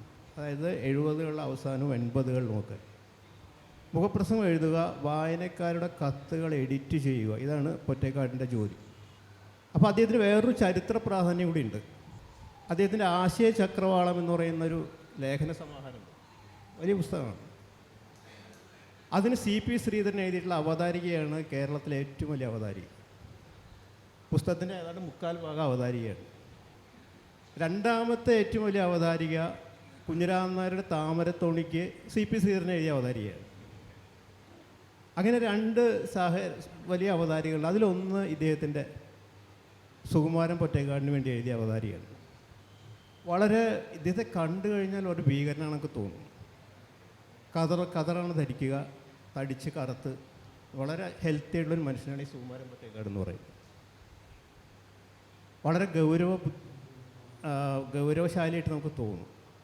പക്ഷേ അദ്ദേഹത്തെ പോലൊരു ഫലിതപ്രിയനായിട്ടുള്ള, പരിഹാസപ്രിയനായിട്ടുള്ള ഒരാളെ നമുക്ക് കാണാൻ കഴിയില്ല. ഒരു 2 മണി 3 മണിയാകുമ്പോഴേക്കും അദ്ദേഹം മുഖപ്രസംഗം എഴുതി കഴിഞ്ഞിരിക്കും. അത് കഴിഞ്ഞ് എല്ലാ സെക്ഷനിലും ഇങ്ങനെ കറങ്ങി കിടക്കും. അദ്ദേഹത്തിൻ്റെ പ്രധാന വിനോദം വെച്ചാൽ അദ്ദേഹം സിഗരറ്റ് നന്നായിട്ട് വലിക്കും. അത് ഈ മുഖപ്രസംഗം എഴുതുമ്പോഴാണ്. അതിനുശേഷം ഈ മുറുക്കുന്ന ആളുകളുണ്ട്, പല സെക്ഷനുകൾ, വെറ്റില മുറുക്കുന്ന ആളുകളുണ്ട്. അവിടെ പോയി അടയ്ക്ക എപ്പോഴും ഇങ്ങനെ ചവയ്ക്കണം പുള്ളിക്ക്. അതാണ് അദ്ദേഹത്തിൻ്റെ പ്രധാനപ്പെട്ട വിനോദം എന്ന് പറയുന്നത്. അപ്പോൾ അങ്ങനെ ആ സമയത്ത് ആണ് SK പൊറ്റേക്കാടിന് ജ്ഞാനപീഠ അവാർഡ് പ്രഖ്യാപിക്കുന്നത്. പക്ഷെ ഫോൺ വിളികൾ പലതും വന്നത് സുകുമാരൻ പൊറ്റേക്കാടിനായിരുന്നു. കത്തുകൾ, കമ്പികൾ, ഇതൊക്കെ സുകുമാരൻ പൊറ്റേക്കാടിന് വരികയാണ്. നമ്മളാണെങ്കിൽ എന്ത് ചെയ്യും, വേറെ ആരാണെങ്കിലും എന്ത് ചെയ്യും, അത് ഞാനല്ല കേട്ടോ, അത് വേറെ ആളാണെന്ന് പറയും. സുകുമാരൻ പൊറ്റേക്കാട് പറഞ്ഞേ ഇല്ല. അദ്ദേഹം ഫോണിൽ വരുന്ന കേട്ട് വളരെ സന്തോഷം വിളിച്ചതിൽ. അപ്പോൾ ആശംസിക്കുന്നവർ പറയുന്നുണ്ട്, അടുത്ത കൊല്ലവും അങ്ങേക്ക് എൻ്റെ ജ്ഞാനപീഠം കിട്ടട്ടെ എന്നൊക്കെ പറയുന്നത്. അപ്പോൾ അദ്ദേഹം പറയും അതും വളരെ നർമ്മപരമധുരമായിട്ട് അദ്ദേഹം സ്വീകരിച്ച് കിട്ടിയാൽ നന്ന് എന്നൊക്കെ അദ്ദേഹം പറയും. അങ്ങനെ എല്ലാ കത്തുകൾക്കും മറുപടി അയക്കുകയും എല്ലാ കോളുകളും സ്വീകരിച്ചുകൊണ്ട് അദ്ദേഹം ജ്ഞാനപീഠത്തിൻ്റെ അവസ്ഥയിൽ തന്നെ അങ്ങനെ ഇരിക്കുകയാണ്. അപ്പോൾ കുറച്ച് ദിവസം കഴിഞ്ഞതിന് ശേഷം നമ്മളൊക്കെ ആയിട്ട് വളരെ അധികം തൃശ്ശൂർക്കാരനാണ്, തൃശ്ശൂർക്കാരനാണ്. ഇവിടെ ഈ പൊറ്റേക്കാട് മെഡിക്കൽസ് എന്നൊക്കെ പറഞ്ഞിട്ട് അദ്ദേഹത്തിൻ്റെ ബന്ധുക്കളാണ്. അപ്പോൾ അദ്ദേഹം എന്ത് ചെയ്തു, ഞാൻ അദ്ദേഹത്തോട് ചോദിച്ചു ഇത് ശരിയാണോ ഇങ്ങനെ പറയുന്നത്. അപ്പോൾ വളരെ സ്വതന്ത്രമായിട്ട് അദ്ദേഹത്തിന് സംസാരിക്കാം. അത് അച്ഛൻ്റെ സുഹൃത്താണെന്ന് മാത്രമല്ല തൃശ്ശൂർക്കാരെന്നുള്ളൊരു പരിഗണനയും ഒക്കെ നമുക്ക് കിട്ടിയിരുന്നു. അപ്പോൾ അദ്ദേഹത്തോട് ഞാൻ ചോദിച്ചു, ഇങ്ങനെ നമ്മൾ മറ്റൊരാൾക്ക് വന്ന ബഹുമതി നമ്മൾ സ്വീകരിക്കുന്നത് ശരിയാണോ എന്ന് ചോദിച്ചു. അപ്പോൾ അദ്ദേഹം പറഞ്ഞത് അത് ദൈവനിശ്ചയമാണെന്നാണ് പറഞ്ഞത്. ജ്ഞാനപീഠം പൊറ്റേക്കാടിനും പ്രശംസ എനിക്കുള്ളതാണെന്നാണ് അദ്ദേഹം പറഞ്ഞത്. പിന്നെ ഒരു ഫോൺ ചെയ്ത വ്യക്തിയോട് അദ്ദേഹം പറഞ്ഞു, SK പൊറ്റേക്കാട്ടായിട്ടാണ് സംസാരിക്കുന്നത്. അപ്പോൾ അദ്ദേഹം പറഞ്ഞത് ശരിക്കിത് കിട്ടേണ്ടത് സുകുമാരൻ പൊറ്റേക്കാട് എന്ന് പറഞ്ഞൊരാളുണ്ട്, അദ്ദേഹത്തിനാണ് ശരിക്കിത് കിട്ടേണ്ടത്. എനിക്ക് നിർഭാഗ്യവശാൽ എൻ്റെ പേര് അതായതുകൊണ്ട് എനിക്ക് കിട്ടിയെന്ന് മാത്രമേ ഉള്ളൂ എന്ന് പറയുന്ന ഒരു സ്ഥിതിയുണ്ട്. അപ്പോൾ ഞാനിത് പറയാൻ കാരണം ഇത് വിഷയമായിട്ട് ബന്ധമില്ലാത്തൊരു കാര്യമാണ്. പക്ഷേ സുകുമാരൻ പൊറ്റേക്കാടിനെ എനിക്ക് മറക്കാൻ കഴിയില്ല. അദ്ദേഹം ഇന്ന് ജീവിച്ചിരിപ്പില്ല. കാരണം ഈ വായനക്കാരുടെ കത്തുകളുടെ എഡിറ്റിംഗ് ഞാൻ കണ്ടുപഠിച്ചൊരു കാര്യമാണ്. എങ്ങനെയാണ് എഡിറ്റ് ചെയ്യേണ്ടതെന്നുള്ളത്. 4 പേജുള്ള കത്തുകളൊക്കെ അദ്ദേഹം സിഗരറ്റ് ഇങ്ങനെ ചുണ്ടത്ത് വയ്ക്കും, എടുക്കില്ല, കത്തിച്ചുകൊണ്ടിരിക്കും, ഇങ്ങനെ വലിച്ചുകൊണ്ടിരിക്കും. 4 പേജുള്ള കത്തുകളൊക്കെ 4 ഖണ്ഡികകളാക്കി അദ്ദേഹം മാറ്റുന്ന മാന്ത്രിക വിദ്യ ഞാൻ കണ്ടനുഭവിച്ചിട്ടുള്ളതാണ്. ഇംഗ്ലീഷ് ജേർണലിസ്റ്റിൽ ഇതിന് the magic of blue pencil എന്നാണ് പറയുക എഡിറ്റിങ്ങിന്.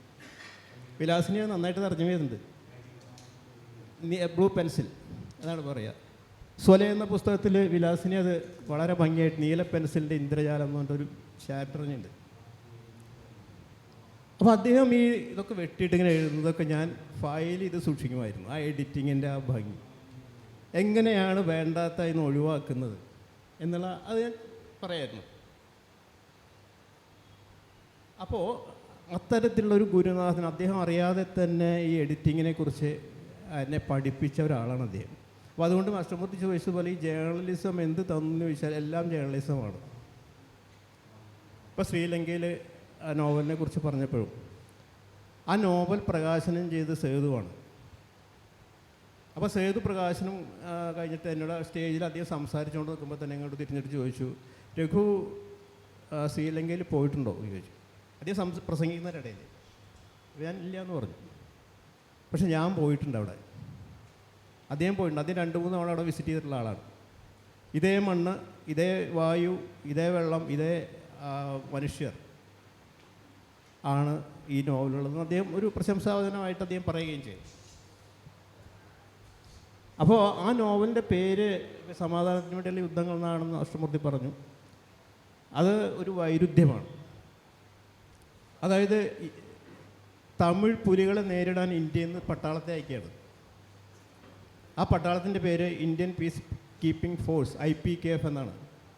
അതായത് സമാധാനം സ്ഥാപിക്കാനുള്ള പട്ടാളം എന്നാണ്. യുദ്ധത്തിലൂടെ സമാധാനം സ്ഥാപിക്കുക എന്നുള്ളതാണ് ആ ഇതിൻ്റെ പേര്. അതാണ് സംഭവിച്ചത്. അത് വളരെ വൈരുദ്ധ്യമായിട്ടിരിക്കുന്നത്. അതാണ് സമാധാനത്തിന് വേണ്ടി യുദ്ധം ചെയ്യുന്ന, സമാധാനത്തിനുള്ള യുദ്ധങ്ങൾ അതിന് പേര് വരാൻ തന്നെ കാരണം.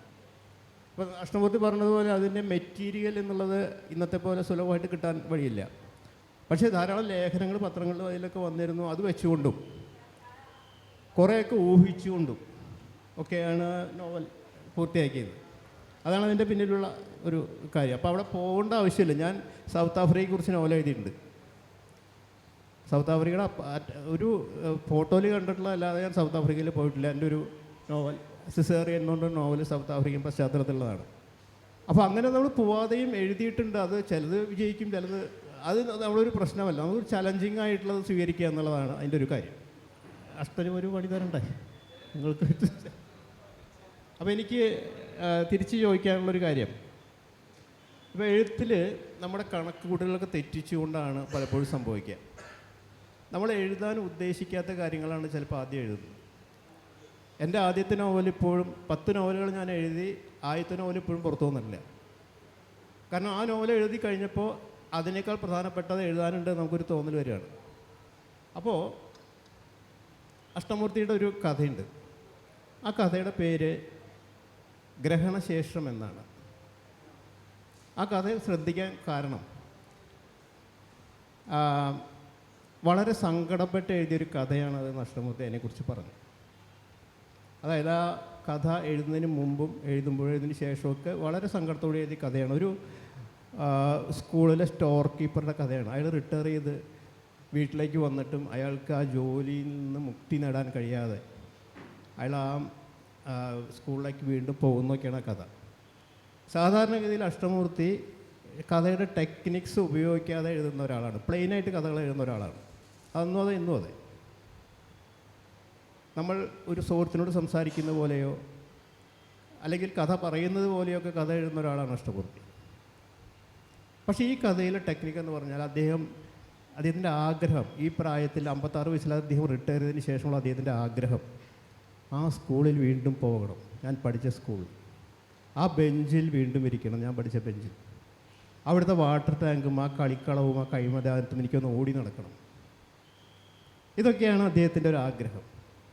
അപ്പോൾ ആ വ്യക്തിയും സ്കൂളിൽ പഠിച്ച 5ാം ക്ലാസ്സുകാരനായ വ്യക്തിയും ഒക്കെ തമ്മിലുള്ള ഒരു മിക്സിങ് ഈ കഥയിൽ വളരെ തന്മയത്വത്തോടെ ആ കഥ വായിച്ചുള്ളവർക്കറിയാം. അപ്പോൾ ഇതിൻ്റെ സങ്കടം എന്തായിരുന്നു എന്നാണ് എൻ്റെ ചോദ്യം. ആദ്യം പിന്നീടുമുള്ള ആ സങ്കടങ്ങൾ എന്തായിരുന്നു എന്നുള്ളതാണ് എനിക്ക് എൻ്റെ ചോദ്യം.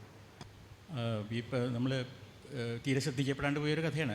പലപ്പോഴും നമ്മൾ വിചാരിക്കും നമ്മൾ എഴുതിയത് ഏറ്റവും വിഷമിച്ച് എഴുതിയ കഥ, അല്ലെങ്കിൽ നമുക്ക് ഏറ്റവും തൃപ്തി തോന്നിയ കഥ എന്നൊക്കെ പറയുന്നത് ആരും ശ്രദ്ധിക്കപ്പെടാണ്ട് പോയ കഥയാണ് ഈ ഗ്രഹണശേഷം എന്നുള്ള കഥ. അപ്പോൾ അതിനെക്കുറിച്ച് ഞാൻ എന്താണ് അതിനെക്കുറിച്ചൊക്കെ പറയേണ്ടത്, നമ്മൾ സ്വന്തം കഥയെക്കുറിച്ചൊക്കെ ഇനി അധികം പറയേണ്ടതെന്ന് എനിക്ക് തോന്നുന്നു. നമ്മുടെ വിഷയം മാറുന്ന അനുഭവങ്ങൾ, മാറുന്ന ഭാഷകൾ, അല്ലേ? കഥ നമുക്ക് വിടാം.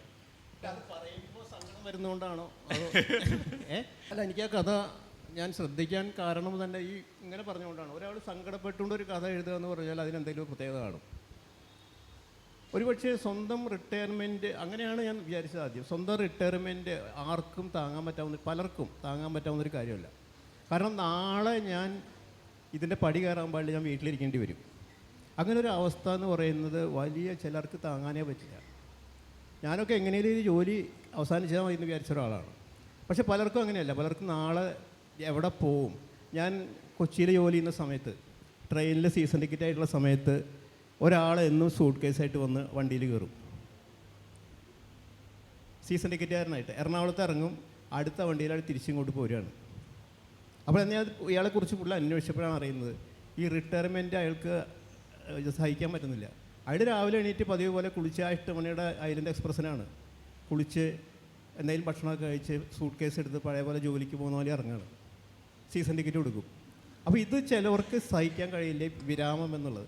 ഞാൻ വിചാരിച്ച അഷ്ടമൂർത്തിയുടെ ജോലിയിൽ നിന്നുള്ള വിരാമത്തിൻ്റെ സങ്കടമാണോ അതെന്നാണ് ഞാൻ വിചാരിച്ചത്. എന്തായാലും ഞാൻ ആ സബ്ജക്റ്റ് വിടുകയാണ്. അല്ല, ഞങ്ങൾ തമ്മിൽ ചെറിയൊരു അണ്ടർസ്റ്റാൻഡിങ് എത്തിയിരുന്നു. പക്ഷേ രഘു ഗോള് മാറി അടിച്ചു സംശയമുണ്ടെങ്കിൽ ഞാൻ അല്ല, അത് ഉദ്ദേശിച്ചത് നിങ്ങൾക്കൊക്കെ അറിയാം, ഞാൻ രാവിലെ തൊട്ട് വൈകുന്നേരം വരെ ഫേസ്ബുക്കിൻ്റെ മുമ്പിൽ കുത്തിയിരിക്കുന്ന ആളാണ്. എൻ്റെ പ്രശസ്തിയുടെ കുറിച്ച് ഞാൻ ചോദിക്കുന്നുണ്ട്. അപ്പോൾ ഈ സങ്കടത്തിനെ കുറിച്ച് തന്നെ പറയണം. ഇല്ല, അങ്ങനെയില്ല. ഞാൻ പറഞ്ഞത് ഈ സ്വന്തം കഥയെക്കുറിച്ച് ഇങ്ങനെ അധികം ഈ സംസാരിക്കാൻ താല്പര്യമില്ല. അപ്പോൾ ഞാൻ വിചാരിച്ചത് നമ്മുടെ ഈ മാറുന്ന ഭാഷകൾ, മാറുന്ന അനുഭവങ്ങൾ മുമ്പ് പറഞ്ഞു കഴിഞ്ഞു. നമ്മൾ അയാളുടെ പത്രപ്രവർത്തനം, എൻ്റെ ബോംബെ ജീവിതം പറഞ്ഞു. ഇനിയിപ്പോൾ നമുക്ക് മാറുന്ന ഭാഷകളിലേക്ക് കിടക്കാമെന്നാണ് ഒരു അണ്ടർസ്റ്റാൻഡിങ് ഉണ്ടായിരുന്നത്. അപ്പോൾ രഘുവിനോട് ഞാൻ ചോദിച്ചത്, അല്ലെങ്കിൽ എന്നോട് ചോദിക്കാൻ ആവശ്യപ്പെട്ട ചോദ്യം സത്യത്തിൽ എന്തുകൊണ്ടാണ് ഈ സോഷ്യൽ മീഡിയയിൽ ഇത്ര ആക്റ്റീവായിട്ടുള്ളത് എന്നുള്ളതും, ഇനി ആ ചോദ്യം ഞാൻ തന്നെ ചോദിച്ചിട്ട് ഞാൻ തന്നെ ഉത്തരം പറയാൻ പോവാം. ഫേസ്ബുക്കിൽ എല്ലാവർക്കും അറിയാം, ഞാൻ ഫേസ്ബുക്കിൽ ഞാൻ പറഞ്ഞില്ലേ രാവിലെ തൊട്ട് വൈകുന്നേരം വരെ അവർ കുത്തിയിരിക്കുന്ന ആളെന്ന് എല്ലാവർക്കും അറിയാം. അപ്പം ഞാൻ വിചാരിക്കുന്നത് എന്തിനാ അത്രയും നമ്മൾ അതിൻ്റെ ഉള്ളിൽ ഇങ്ങനെ കുത്തിയിരിക്കുന്നത്? വേൾഡ് ക്ലാസിക്സൊക്കെ വായിച്ചിട്ട് ഒരുപാട് ഇമ്പ്രൂവ് ചെയ്യാനുള്ള, അല്ലെങ്കിൽ എഴുത്തുകാരെന്നുള്ള നിലയ്ക്ക് ഞാൻ വളരെയധികം ഉയർന്നു പോകാനുള്ള ഒരു സാധ്യതയൊക്കെ ഞാൻ കൊണ്ട് കളഞ്ഞിട്ടാണ് ഈ കമ്പ്യൂട്ടറിൻ്റെ മുമ്പിലും മൊബൈൽ ഫോണിൻ്റെ മുമ്പിൽ ഇരിക്കുന്നത്. അതൊക്കെ ആവശ്യമുണ്ടെന്ന് തോന്നി. പിന്നെ ഞാൻ വിചാരിച്ചു എന്താ ഇപ്പോൾ നമ്മൾ വലിയ കുറേ നോവലുകൾ എഴുതി നോബൽ പ്രൈസ് കിട്ടി, ഇതൊക്കെ കഴിഞ്ഞിട്ട് അവസാനം നമ്മൾ മരിച്ചു പോകും. അപ്പോൾ ഇപ്പോൾ ജീവിക്കുന്നതിൻ്റെ ഒരു സുഖമുണ്ടല്ലോ. ഇപ്പോൾ ഈ കുറേ ചീത്തയൊക്കെ കുറേ പുകഴ്ത്തൽ, കുറേ വാഴ്ത്തലുകൾ കേൾക്കുക, ഇതൊക്കെ ഒരു രസമാണ്. അത് അശോകം ഇരിക്കണ്ട, അശോകം ചീത്ത കേട്ട് കേട്ട് കേട്ട് എന്നത് കേട്ടാലേ ആൾക്ക് ഉറക്കം വരുന്നുണ്ട്. ഇത് ഫുൾ ടൈം എന്നെക്കാളൊക്കെ ആക്റ്റീവായിട്ടത്. എന്നിട്ട് നോവലും കഥകളൊക്കെ എഴുതേണ്ട ആൾ, അത് വേറെ കാര്യം. എനിക്ക് ചീത്ത കേട്ടത് കുറച്ച് ഡിപ്രഷനൊക്കെ വരും. പക്ഷേ കുറേ പേര് പുകഴ്ത്താനുള്ള കാരണം ഞാൻ അങ്ങനെ മാനേജ് ചെയ്ത് പോവാം. അപ്പോൾ ഈ ഭാഷയുടെ ഒരു പ്രത്യേകത, ഞാൻ ഈ മറന്ന ഭാഷകൾ എന്നുള്ള ആ സബ്ജക്റ്റ് അവർ തന്നതിൻ്റെ അവസ്ഥയ്ക്ക് അതിനോട് കുറച്ചുകൾ നീതി പുലർത്തേണ്ട ആവശ്യമുണ്ടല്ലോ. അപ്പോൾ എനിക്ക് ഫേസ്ബുക്ക് വരുത്തിയിട്ടുള്ള മാറ്റങ്ങൾ, ഫേസ്ബുക്കാണ് സത്യത്തിൽ ഇപ്പോൾ മലയാളം ഭാഷയെ ഇത്രയധികം മാറ്റങ്ങൾക്ക് നയിച്ചതെന്ന് ഞാൻ പറയും. ഫേസ്ബുക്കിൽ ഫോളോ ചെയ്യാത്ത ആളുകൾ കുറേ ഉണ്ടെങ്കിൽ അവർക്ക് കൃത്യമായിട്ട് അറിയില്ല എനിക്ക് തോന്നുന്നു. പക്ഷേ മിക്കവാറും കുറേ പേര് ഫേസ്ബുക്ക് നോക്കുന്ന ആളുകളാണ്. അപ്പോൾ ഇപ്പം നമുക്കറിയാം, ഇപ്പോൾ ഈ തള്ള എന്നുള്ള വാക്ക് സന്ധ്യ ഫേസ്ബുക്കിൽ എഴുതിയിട്ട് വലിയൊരു പുസ്തകം തന്നെയാണ് ഫേസ്ബുക്കിൻ്റെ, ഞാനത് പ്രകാശനം ചെയ്തത്. അത് വളരെ രസമാണ് സത്യം പറഞ്ഞാൽ. അത് സന്ധ്യയുടെ മറ്റുള്ള കവിതകൾ മോശമാണ്, കഥകൾ മോശമെന്നുള്ള പറയും. പക്ഷേ അത്രത്തോളം ഞാൻ ആസ്വദിച്ചൊരു പുസ്തകമാണ് സന്ധ്യയുടെ മഷി തൊടാത്ത കത്തുകൾ. അപ്പോൾ അത് ഒരു തരത്തിലുള്ള ക്രിയേഷൻ. അത് മാത്രമല്ല, ഒരുപാട് പേര് അല്ലെങ്കിൽ എഴുതുമായിരുന്നു. നമ്മുടെ പണ്ടൊക്കെ ഒരു കാലത്ത് കത്തുകൾ ധാരാളം എഴുതുന്നു. ഇപ്പോൾ കത്ത് എഴുത്തൊന്നുമില്ലല്ലോ. നമ്മുടെ എഴുത്തൊക്കെ നടക്കുന്നത് ഡയറി എഴുത്തുമില്ല. അപ്പോൾ നമ്മുടെ എഴുത്തുകളൊക്കെ അധികം നടക്കുന്നത് ഫേസ്ബുക്കിലാണ്. വേണം സമ്മതിച്ചാലും സമ്മതിച്ചില്ലെങ്കിലും സത്യത്തിൽ ഒരുപാട് എഴുത്തുകൾ നടക്കുന്നുണ്ട്. അത് നമ്മുടെ ഭാഷ വലിച്ചു കൊണ്ടുപോകുന്നുണ്ട്. ഇപ്പോൾ ഈ ലോകത്തിൽ മുഴുവൻ ആൾക്കാർ ആരെങ്കിലുമൊക്കെ ഉണർന്നിരിക്കുന്ന സമയം ഉണ്ടാവുമല്ലോ. അപ്പോൾ അവരൊക്കെ അതിൽ ആക്റ്റീവാണ്. നമ്മൾ ഉറങ്ങുന്ന സമയത്ത് അവർ ഉണർന്നിരിക്കും, നമ്മൾ ഉണർന്ന സമയത്ത് അവർ ഉറങ്ങും. അങ്ങനെ അത് എപ്പോഴും ഇങ്ങനെ ചാക്രികയായിട്ട് ഇങ്ങനെ സഞ്ചരിച്ചുകൊണ്ടിരിക്കുക. ഭാഷകൾ മാറും. അപ്പോൾ ഈ തള്ള എന്നുള്ള വാക്ക് തന്നെ ഉന്തും തള്ളെന്ന് പറയുന്നുണ്ട്, കേട്ടിട്ടുണ്ട് തള്ള എന്ന് പറയുന്നത്. ഇപ്പോൾ ഈ തള്ള എന്ന് പറഞ്ഞാൽ അർത്ഥം മാറി. അത് മാത്രമല്ല, നമ്മൾ ഈ ഫേസ്ബുക്കിൽ കുറേ ഫ്രേസസ് ഉണ്ട്. ഇപ്പോൾ കുറച്ച് മുമ്പ് സത്യനാന്തിക്കാട് പറഞ്ഞില്ലേ, എന്താ ഇത് നമുക്ക് എന്താ മുമ്പേ തോന്നാത്ത ദാസാന്ന് ചോദിക്കുന്നില്ല. അതൊരു ഫ്രേസ് പോലെ. അതുപോലെ തന്നെ മനോജിനൊക്കെ അറിയണ്ടാവും, എന്തൊരു പ്രഹസനമാണ് സജി, അതൊരു ഫ്രേസാണ്. അതുപോലെ ആ വിവരം കിട്ടിയ ശകുന്തളെ, തളരരുത് രാമൻകുട്ടി, ഇതൊക്കെ സ്ഥിരം ആൾക്കാർ ഉപയോഗിക്കുന്നതാണ്. ഇത് എവിടുന്ന് ആരുണ്ടാക്കിയെന്ന് എനിക്കറിയില്ല. അതേപോലെ ഈ ലൈക്ക് കിട്ടലുണ്ടല്ലോ, നമ്മൾ എൻ്റെ ലൈംഗിക ശേഷി എനിക്ക് പണ്ടത്തെ ലൈംഗിക ശേഷി ഇപ്പില്ല. അത് വാക്കുകളെ കൊണ്ട് ഇങ്ങനെ മറിച്ച് എനിക്ക് ഭാഷ ഇപ്പോൾ ഏറ്റവും കൂടുതൽ കുതിപ്പുകൾ നടത്തുന്നത് ഫേസ്ബുക്ക് വഴിക്ക് മാത്രമല്ല, സോഷ്യൽ മീഡിയയിൽ ഒരുപാട് ഒരുപാട് പ്ലാറ്റ്ഫോംസ് ഉണ്ട്. ഇങ്ങനെ മാറി വന്നുകൊണ്ടിരിക്കുക. ഒരു കാലത്ത് വിചാരിച്ചിരുന്നു പറയാൻ കാരണം, കേരളം വിട്ടുപോയി കഴിഞ്ഞാൽ നമ്മൾ കവികളെക്കുറിച്ച് പറയാറുണ്ട്. കേരളം വിട്ടുപോയി കഴിഞ്ഞാൽ മിക്കവാറും അവരുടെ കവിതയുടെ കൂമ്പടഞ്ഞു പോകും. കാരണം ഭാഷയായിട്ടുള്ള സംസർഗം വിട്ടുപോവുക. ഇപ്പം നമുക്ക് ചൂണ്ടിക്കാണിക്കാൻ കേരളത്തിന് പുറത്ത് ജീവിച്ച കവികൾ വളരെ കുറവാണ്. ഒരു എം.എൻ. പാലൂരിനെ കുറിച്ച് പറയാമെന്നുണ്ട്. വേറെ കവികളെ ഈവൻ കടമ്മനിട്ടൊക്കെ തിരിച്ചു വന്ന ശേഷം, മദ്രാസിന് തിരിച്ചു വന്ന ശേഷം കടമ്മനിട്ടയുടെ കവിതകളൊക്കെ ഫ്ലർഷ് ചെയ്ത്. അപ്പോൾ ഭാഷയുടെ സമ്പർക്കം നിലനിർത്തുക എന്നുള്ളത് വളരെ അത്യാവശ്യമാണ്. ഫിക്ഷൻ എഴുത്തുകാർക്കത് ബാധകമല്ല കേട്ടോ. അവർക്ക് അനുഭവങ്ങളാവും ഒരു പക്ഷേ. ഇപ്പോൾ ഒരു കാലത്ത് ഡൽഹിയിലത്തെ എഴുത്തുകാരാണ് നമ്മുടെ സാഹിത്യം തന്നെ കൊണ്ടിരുന്നത്. സക്കറിയ, ഒ.വി. വിജയൻ, മുകുന്ദൻ, എം.പി. നാരായണപിള്ള, അങ്ങനെ ഒരുപാട് പേരെ നമ്മൾ നയിച്ചുകൊണ്ട്. അപ്പോൾ ഫിക്ഷൻ എഴുത്തുകാർക്ക് ഇത്ര പ്രശ്നമില്ല. പക്ഷേ ഇന്ന് ലോകത്തിൽ ഇപ്പോൾ നമ്മൾക്ക് മാക്സ്റ്റർ വഴിക്കും പുസ്തകങ്ങൾ ഓൺലൈനിൽ ആമസോൺ വഴിക്ക് കിട്ടാനുള്ള ഇപ്പോൾ ലോകം മുഴുവൻ ഇപ്പം നമ്മുടെ മലയാളം നമ്മുടെ കൈപ്പിടിയിൽ ഒതുങ്ങിയിട്ടുണ്ട്. എന്ന് മാത്രമല്ല, നമ്മുടെ ഈ ചാനലുകൾ ഒരു കാലത്ത് കേരളത്തിൽ ഞാൻ ബോംബെയിലൊക്കെ പോയ സമയത്ത് വലിയ സങ്കടം തോന്നിയിട്ട് ആകാശവാണി കേൾക്കാൻ പറ്റില്ല എന്നുള്ളത്. അന്നൊക്കെ അങ്ങനത്തെ ഒരു കാലമായിരുന്നു. ഇപ്പോൾ എവിടെ ഇരുന്നാലും ഇത് മലയാളം അകന്നിരിക്കുന്നു എന്ന് മാത്രമേ ഉള്ളൂ. ഇപ്പോൾ ഭാഷയായിട്ടുള്ള സമ്പർക്കം ഒരു കാലത്ത് ഇങ്ങനെയായിരുന്നില്ല. ഇപ്പോൾ ഞാൻ പറയില്ല, എൻ്റെ ഒരു കസിൻ ഡൽഹിയിൽ നിന്ന് വന്നപ്പോൾ ഒരു 50 കൊല്ലം മുമ്പത്തെ മലയാളമാണ് സംസാരിക്കുന്നത്. ഇതല്ല, ഈ ഒരു 10 കൊല്ലം മുമ്പായിട്ട് ആൾ വന്നത്. ഇത്ര ടെക്നോളജി ഇത്ര ഇമ്പ്രൂവ് ചെയ്യാത്തൊരു സമയത്ത്. അപ്പോൾ എന്നിട്ട് ഒരു മാലയുടെ നീളം കാണിച്ചിട്ട് ഇതിന് ഇത്ര നീട്ടം മതിയോ ചോദിച്ചു. ഈ നീട്ടം എന്നുള്ള വാക്ക് നമ്മളൊക്കെ എന്നോ വീക്ഷിച്ച് കഴിഞ്ഞു. അവരത് എപ്പോഴും കൊണ്ടുകിടക്കുക. അങ്ങനൊരു കാലം ഉണ്ടായിരുന്നു. ഇപ്പോൾ ഈ സോഷ്യൽ മീഡിയയുടെ പ്രാബല്യം കാരണം ഭാഷ എല്ലാവരോടും ഒപ്പം, ഈ ഭാഷ അങ്ങനെ ഒപ്പം സഞ്ചരിച്ചുകൊണ്ടിരിക്കുകയാണെന്ന് എനിക്ക് അനുഭവമുണ്ട്. അതാണ് ഞാൻ ഈ സോഷ്യൽ മീഡിയയുടെ സ്ട്രെങ്ത്തിനെ കുറിച്ച് പറയാനുള്ള കാരണം. അല്ല, ഒരു കാര്യം കൂടി എനിക്കതിൽ ചോദിക്കാനുള്ളത്, ഇപ്പോൾ ഭാഷ ചുരുങ്ങുന്നു എന്ന് പറഞ്ഞു. പലപ്പോഴും ഈ സോഷ്യൽ മീഡിയയിലും അതുപോലെ ഈ നമ്മൾ റെസ്പോണ്ട് ചെയ്യുന്നത് ഈ ഇമോജികൾ ഉപയോഗിച്ചുകൊണ്ടാണ്. ചിരി, കരച്ചിൽ, അത്ഭുതം, അങ്ങനെ പല ഇമോജികൾ ഉപയോഗിച്ചുകൊണ്ടാണ് നമ്മൾ മറുപടി കൊടുക്കുന്നതല്ല. വാസ്തവത്തിൽ അപ്പോൾ ഭാഷ കൂടുതൽ ചുരുങ്ങുകയും ഭാഷ ശുഷ്കമാവുകയും ചെയ്യുന്നതല്ലേ യഥാർത്ഥത്തിൽ ഈ സോഷ്യൽ മീഡിയ വഴി ഉണ്ടാകുന്നത് എന്നുള്ളൊരു അതിനൊരു മറുവശമാണ് ഞാൻ ചോദിക്കുന്നത്. അത് വലിയൊരു ചോദ്യമാണ്. ഈ ഇമോജികൾ നമ്മൾ വളരെ സുലഭമായിട്ട് ഉപയോഗിക്കുന്നുണ്ട്. ഇപ്പോൾ പലതിനും നമ്മൾ ഇമോജി മാത്രമായിട്ട് മറുപടി കൊടുക്കാറുണ്ട്. വെറുതെ ഇങ്ങനെ കാണിക്കുമ്പോൾ ഒരു ഹാർട്ട് അയച്ചു കൊടുക്കും, ഇല്ലെങ്കിൽ സന്തോഷത്തിൻ്റെ ചിഹ്നം ചിരി അയച്ചു കൊടുക്കും, കരച്ചിൽ അയച്ചു കൊടുക്കും. അങ്ങനെ ഒരു ലോകത്തിന് യൂണിവേഴ്സലായിട്ടൊരു ലാംഗ്വേജ് വന്നിട്ടുണ്ട്. ഇപ്പോൾ അത് നല്ലതിനോ ചീത്തയോ ഒക്കെ നമുക്കറിയില്ല. ഒരു കാലത്ത് നമ്മൾ ഈ ബൈബിളിൽ പറഞ്ഞില്ലേ, ബാബേൽ ഗോപുരത്തിൽ നമ്മൾ ഒരു ഭാഷ മാത്രം സംസാരിക്കുന്ന ഒരു ജനത ബാബേൽ ഗോപുരം പണിതിട്ട് താമസിച്ചപ്പോൾ കർത്താവിന് മനസ്സിലായത് നമ്മൾ തോൽപ്പിക്കാൻ വെച്ചിട്ട് അവരെ മുഴുവൻ പിരിച്ചുവിട്ടിട്ട് ഒരുപാട് ഭാഷകൾ അങ്ങനെ നമ്മൾ മനുഷ്യനെ തകർക്കാനുള്ള ഒരു ശ്രമം ഉണ്ടായിട്ടുണ്ട് അന്ന്, മനുഷ്യ ശിഥിലാക്കാനുള്ള മനുഷ്യ ജീവിതം. ഇന്നതിന് നമ്മൾ തിരിച്ചടിക്കണമെന്ന് എനിക്ക് തോന്നുന്നു. ഇപ്പോൾ ചൈനക്കാരനായിട്ട് നമുക്കിപ്പോൾ സംസാരിക്കാൻ പറ്റും ഈ ഇമോജി വഴിക്ക്. എന്ന് മാത്രമല്ല, ഇപ്പം നമ്മൾ ഇപ്പോൾ ഈ ട്രാൻസ്ലേറ്ററുകൾ നമ്മളിങ്ങനെ സംസാരിച്ച് കഴിഞ്ഞാൽ മറ്റേ ആൾക്ക് അവരുടെ ഭാഷയിൽ കേൾക്കാനുള്ള സൗകര്യങ്ങളൊക്കെ വന്നിട്ടുണ്ട്. അപ്പോൾ നമ്മൾ ആ നിലയ്ക്ക് നമ്മൾ പാർലമെൻറ്റിലുണ്ട്, ഇന്ന് തുടങ്ങിയിട്ടുണ്ട്, കുറേ കാലം മുമ്പ് തുടങ്ങിയിട്ടുണ്ട്.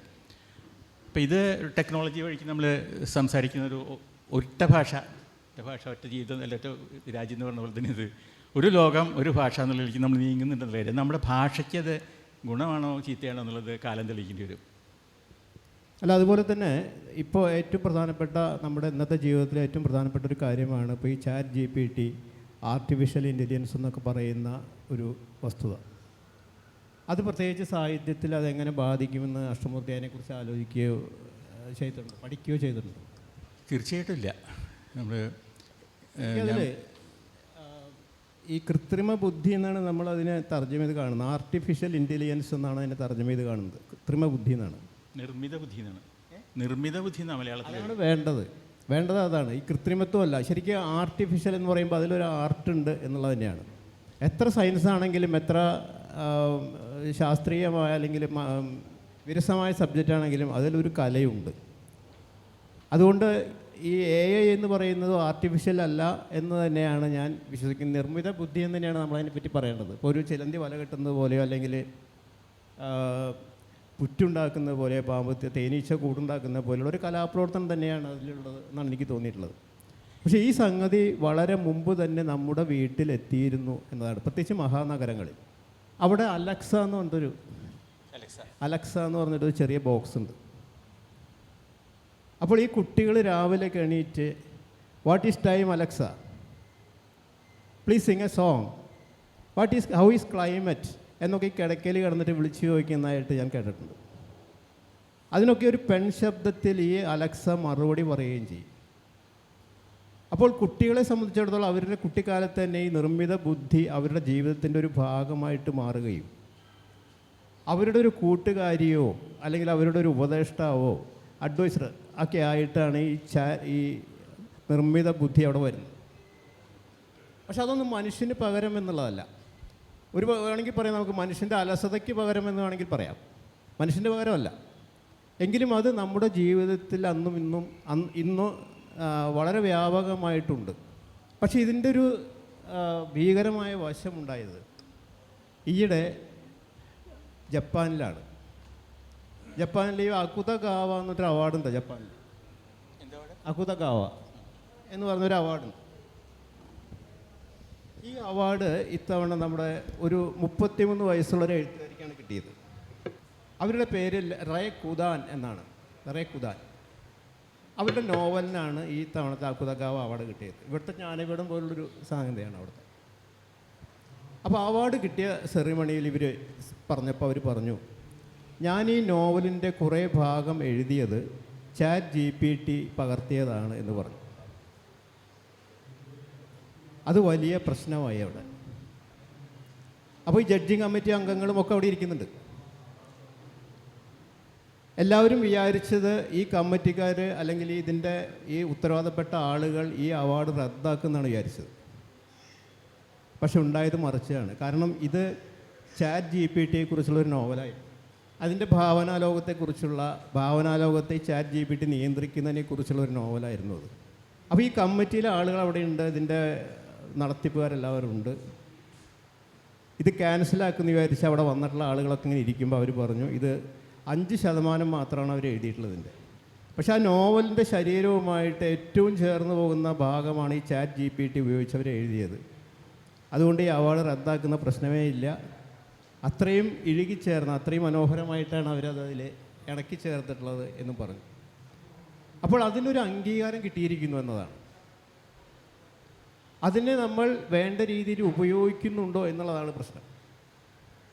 അതിനൊരു എക്സ്ക്യൂസായിട്ട് മാറുന്നുണ്ട്. ഇപ്പോൾ നമ്മൾ ബാങ്കിൽ പോകുമ്പോൾ അവിടെ എപ്പോഴും, അല്ലെങ്കിൽ സർക്കാർ ഓഫീസിൽ പോകുന്നു, അവിടെ കേൾക്കുന്ന ഏറ്റവും വലിയ എക്സ്ക്യൂസ് എന്ന് പറയുന്നത് സിസ്റ്റം കേടാണ്, അല്ലെങ്കിൽ സിസ്റ്റം ഹാങ് ആണ് എന്നുള്ളതാണ്. അതായത് നിങ്ങൾ പോയിക്കോളൂ എന്നുള്ളതാണ് അതിൻ്റെ അർത്ഥം. നമ്മുടെ കാര്യം നടക്കുന്നില്ല. സർക്കാർ ഓഫീസിൽ ചെല്ലുമ്പോൾ പറയുന്നതാണ് സിസ്റ്റം ഹാങ് ആണ്. റേഷൻ മേടിക്കാൻ നമ്മൾ ചെല്ലുമ്പോൾ അവിടെ ഒരു പോസ്റ്റ് എന്ന് പറഞ്ഞൊരു യന്ത്രമുണ്ട്. ആ യന്ത്രത്തിൽ നമ്മൾ കൈവച്ചാൽ മാത്രമേ നമ്മുടെ വിഹിതം നമുക്ക് മനസ്സിലാവൂ, നമുക്ക് എന്ത് കിട്ടുമെന്നുള്ളതൊക്കെ മനസ്സിലാവുള്ളൂ, തരാൻ സാധിക്കുമോ എന്നുള്ളത് മനസ്സിലാവുള്ളൂ. ഇങ്ങനെയുള്ള ഒരു സാഹചര്യത്തിൽ അവരുടെ എക്സ്ക്യൂസാണ് യന്ത്രം കേടാണെന്നുള്ളത്. പണ്ട് നമ്മൾ റേഷൻ മേടിക്കാൻ മുമ്പ് ഒരു ചെറിയ തുണ്ട് കടലാസിൽ എഴുതിയപ്പോൾ തന്നെ തൂക്കി തരുന്നൊരു കാര്യമായിരുന്നു. അപ്പോൾ ഈ യന്ത്രങ്ങൾ കൂടി വരുന്നതോടുകൂടി സംഗതി ഈസി ആവുകയല്ല ചെയ്യുന്നത്, കൂടുതൽ സങ്കീർണമാവുകയാണ് ചെയ്യുന്നത്. അത് യന്ത്രങ്ങളുടെ കുറ്റമല്ല, സിസ്റ്റത്തിൻ്റെ കുറ്റമല്ല, അത് ഉപയോഗിക്കാൻ അറിയാത്ത ആളുകൾ അത് കൈകാര്യം ചെയ്യുമ്പോൾ ഉണ്ടാകുന്ന ഒരു കാര്യമാണ്. ഇപ്പോൾ ഈ നിർമ്മിത ബുദ്ധിക്കും ഉണ്ടാകാൻ പോകുന്നത് അത് തന്നെയാണ്. അതിനിവിടെ ഇപ്പോൾ ജപ്പാനിൽ ചെയ്ത് വളരെ ബുദ്ധിപരമായിട്ട് ചെയ്തു, അതിന് കേരളത്തിലോ അല്ലെങ്കിൽ ഇന്ത്യയിലോ വരുമ്പോൾ അത് കൂടുതൽ വഷളാവും എന്നുള്ളതാണ് ഒരു പ്രധാനപ്പെട്ട കാര്യം. നമ്മൾ അതിനെ കൈകാര്യം ചെയ്യാൻ പഠിക്കണമെന്നുള്ളതാണ് ഇതിൻ്റെ ഒരു പാഠമായിട്ട് എനിക്ക് തോന്നുന്നു.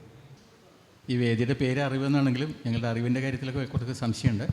അപ്പോൾ അറിയാവുന്നിടത്തോളം നമുക്ക് അതിനെക്കുറിച്ച് സംസാരിക്കാം. ആരെങ്കിലും എന്തെങ്കിലും ചോദിക്കാനുണ്ടെങ്കിൽ ചോദിക്കാം. സർ, 2 പ്രഗത്ഭ എഴുത്തുകാരുടെ ഉള്ള ചോദ്യമാണ്. നമ്മൾ ഇത്രയും നേരം വളരെ വിശദമായി കാര്യം ചർച്ച ചെയ്തു. പക്ഷേ ഈ ചർച്ചയിൽ നമ്മുടെ സമകാലിക അവസ്ഥയിൽ നമ്മുടെ രാജ്യവും നമ്മുടെ ജീവിതാവസ്ഥകളും നേരിടുന്ന വളരെ രൂക്ഷമായ പ്രശ്നങ്ങൾ മിക്കവാറും എല്ലാ വേദികളിലും അതൊരു സംസാര വിഷയം തന്നെയായിട്ടാണ് നമുക്ക് 2 ദിവസം അനുഭവപ്പെട്ടത്. അപ്പോൾ അത് ഒരു മാറുന്ന അനുഭവങ്ങളാണ്. നിങ്ങൾ രണ്ടുപേരും എഴുതി തുടങ്ങുന്ന അല്ലെങ്കിൽ ഇതേവരെ ഈ സമീപകാലം വരെയെങ്കിലും എഴുതിയിരുന്നതിനേക്കാളും വളരെയേറെ വ്യത്യസ്തമായിട്ടുള്ള അതൊരു സീ ചേഞ്ച്. അപ്പോൾ അത്തരത്തിലുള്ളൊരു വലിയ വെല്ലുവിളി നേരിടുന്ന ഈ കാലഘട്ടത്തെ എഴുത്തുകാരെന്നുള്ള നിലയ്ക്ക് നിങ്ങൾ എങ്ങനെ നോക്കിക്കാണുന്നു? അത് നിങ്ങളുടെ ഭാഷയെയും നിങ്ങളുടെ വിഷയ സെലക്ഷനെയും നിങ്ങളുടെ രചനാ രീതികളെയും അതെങ്ങനെ ബാധിക്കുന്നു എന്നറിയാൻ താല്പര്യമുണ്ട്. ഭാഷയെക്കുറിച്ച് പറയുമ്പോൾ ഈ ചോദ്യം വളരെ പ്രസക്തമാണ്. മലയാളത്തിലെ സാഹിത്യത്തിൽ ഇപ്പോഴത്തെ ഒരു പ്രധാന പ്രശ്നമായിട്ട് എനിക്ക് തോന്നുന്നത്, അത് കഥയിലായാലും നോവലിലെ കാര്യങ്ങളാണ് ഞാൻ പറയുന്നത്, കവിതയിലല്ല. ഭാഷ വളരെ നേർത്ത് പോകുന്നു എന്നുള്ളതാണ് എനിക്ക് തോന്നിയൊരു പ്രശ്നം. ഉദാഹരണത്തിന് ജേർണലിസത്തോട് അടുക്കുന്നു എന്ന് തന്നെ പറയാം ആണെങ്കിൽ, കൂടുതൽ ലളിതമാകുന്നു, ലളിതമായിട്ട് എഴുതണമെന്നൊക്കെ ആഹ്വാനങ്ങളൊക്കെ ഉണ്ടെങ്കിലും ഭാഷ ജേർണലിസത്തിലേക്ക് പോകുന്നു എന്നുള്ളതാണ്. അപ്പോൾ എല്ലാവർക്കും മനസ്സിലാവും. കാരണം ജേർണലിസം എന്ന് പറയുന്നത് ഭാഷയുടെ ഏറ്റവും അടിത്തട്ടിൽ കിടക്കുന്ന ഭാഷയാണ്. അതിന് താഴേക്ക് പോകാനില്ല, അതിന് ലളിതമായിട്ട് എഴുതാൻ സാധ്യമല്ല. അപ്പോൾ ലളിതമാക്കണമെന്ന് പറയുമ്പോൾ ഉണ്ടാകുന്ന ഒരു അപകടം ഈ ഭാഷയിൽ കഥകളും നോവലുകളും രചിക്കപ്പെടുന്നു എന്നുള്ളതാണ്. ഇതിൻ്റെ ഒരു പ്രശ്നം, കുഴപ്പം, മലയാളത്തിൽ ഇപ്പോൾ നമുക്കറിയാം 1,00,000 1,50,000 വാക്കുകളാണ് മലയാളത്തിലുള്ളത്. ഈ 1,50,000 വാക്കുകളിൽ നമ്മൾ എത്ര മലയാള പദങ്ങൾ ഉപയോഗിക്കുന്നുണ്ടെന്നുള്ളത് നിങ്ങളൊന്ന് ഒരു എണ്ണി നോക്കിയാൽ അറിയാം. വളരെ ചെറിയൊരു ശതമാനം മാത്രമേ നമ്മൾ ഉപയോഗിക്കുന്നുള്ളൂ. ബാക്കി വാക്കുകൾ മുഴുവൻ ശബ്ദധാരാവലിയിൽ മരിച്ചു കിടക്കുകയാണ്. ഇതിൻ്റെ കാരണം ഈ ലളിതവൽക്കരണമാണ്. ലളിതവൽക്കരണം എന്ന് വെച്ചാൽ മനഃപൂർവ്വം ലളിതമാക്കുന്ന അല്ലെങ്കിൽ മനഃപൂർവ്വം ദുർഗ്രഹമാക്കുന്ന ആ 2 കാര്യങ്ങളല്ല ഞാൻ പറയുന്നത്, എഴുത്തിൻ്റെ രീതിയാണ് പറയുന്നത്. അതുകൊണ്ട് ഈ മരിച്ച വാക്കുകളുടെ ശബ്ദധാരാവലി ഒരു ശവകുടീരമായി മാറിയ ഒരവസ്ഥയിൽ ഈ വാക്കുകളൊക്കെ പുനരുജ്ജീവിപ്പിക്കണമെന്നൊരു ആഗ്രഹം, ചെറിയ ആഗ്രഹം അല്ലെങ്കിൽ അത്യാഗ്രഹം എന്ന് വേണമെങ്കിൽ പറയാം, അതിനുവേണ്ടി ഞാൻ വ്യക്തിപരമായിട്ട് ശ്രമിക്കുന്നുണ്ട്. വ്യക്തിപരമായിട്ട് ശ്രമിക്കുന്നുണ്ട്, എൻ്റെ നോവലിലൂടെ അങ്ങനെ ശ്രമിക്കുന്നുണ്ട്.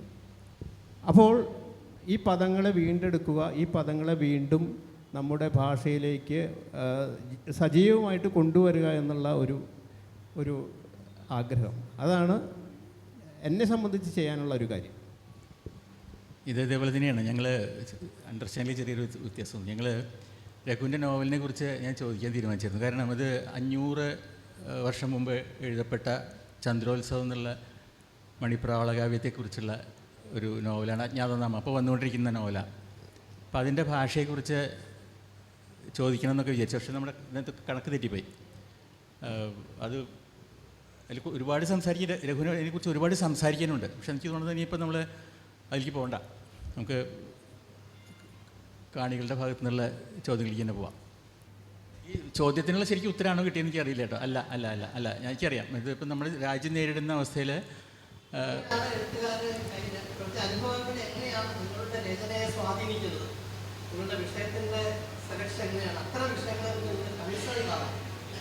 കൺസേൺഡാണ് ശരിക്കും സത്യം.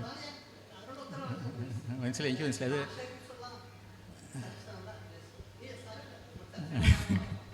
അത്രയൊന്നും ഗൗരവമായിട്ട് സാഹിത്യത്തിന് എടുത്തിട്ടില്ല സത്യം പറഞ്ഞാൽ. പിന്നെ അത് മാത്രമല്ല, എനിക്ക് പറയാനുള്ളതൊക്കെ ഞാൻ കഥകളെ കൂടി പറയാൻ കുറച്ച് ബുദ്ധിമുട്ടാണ്.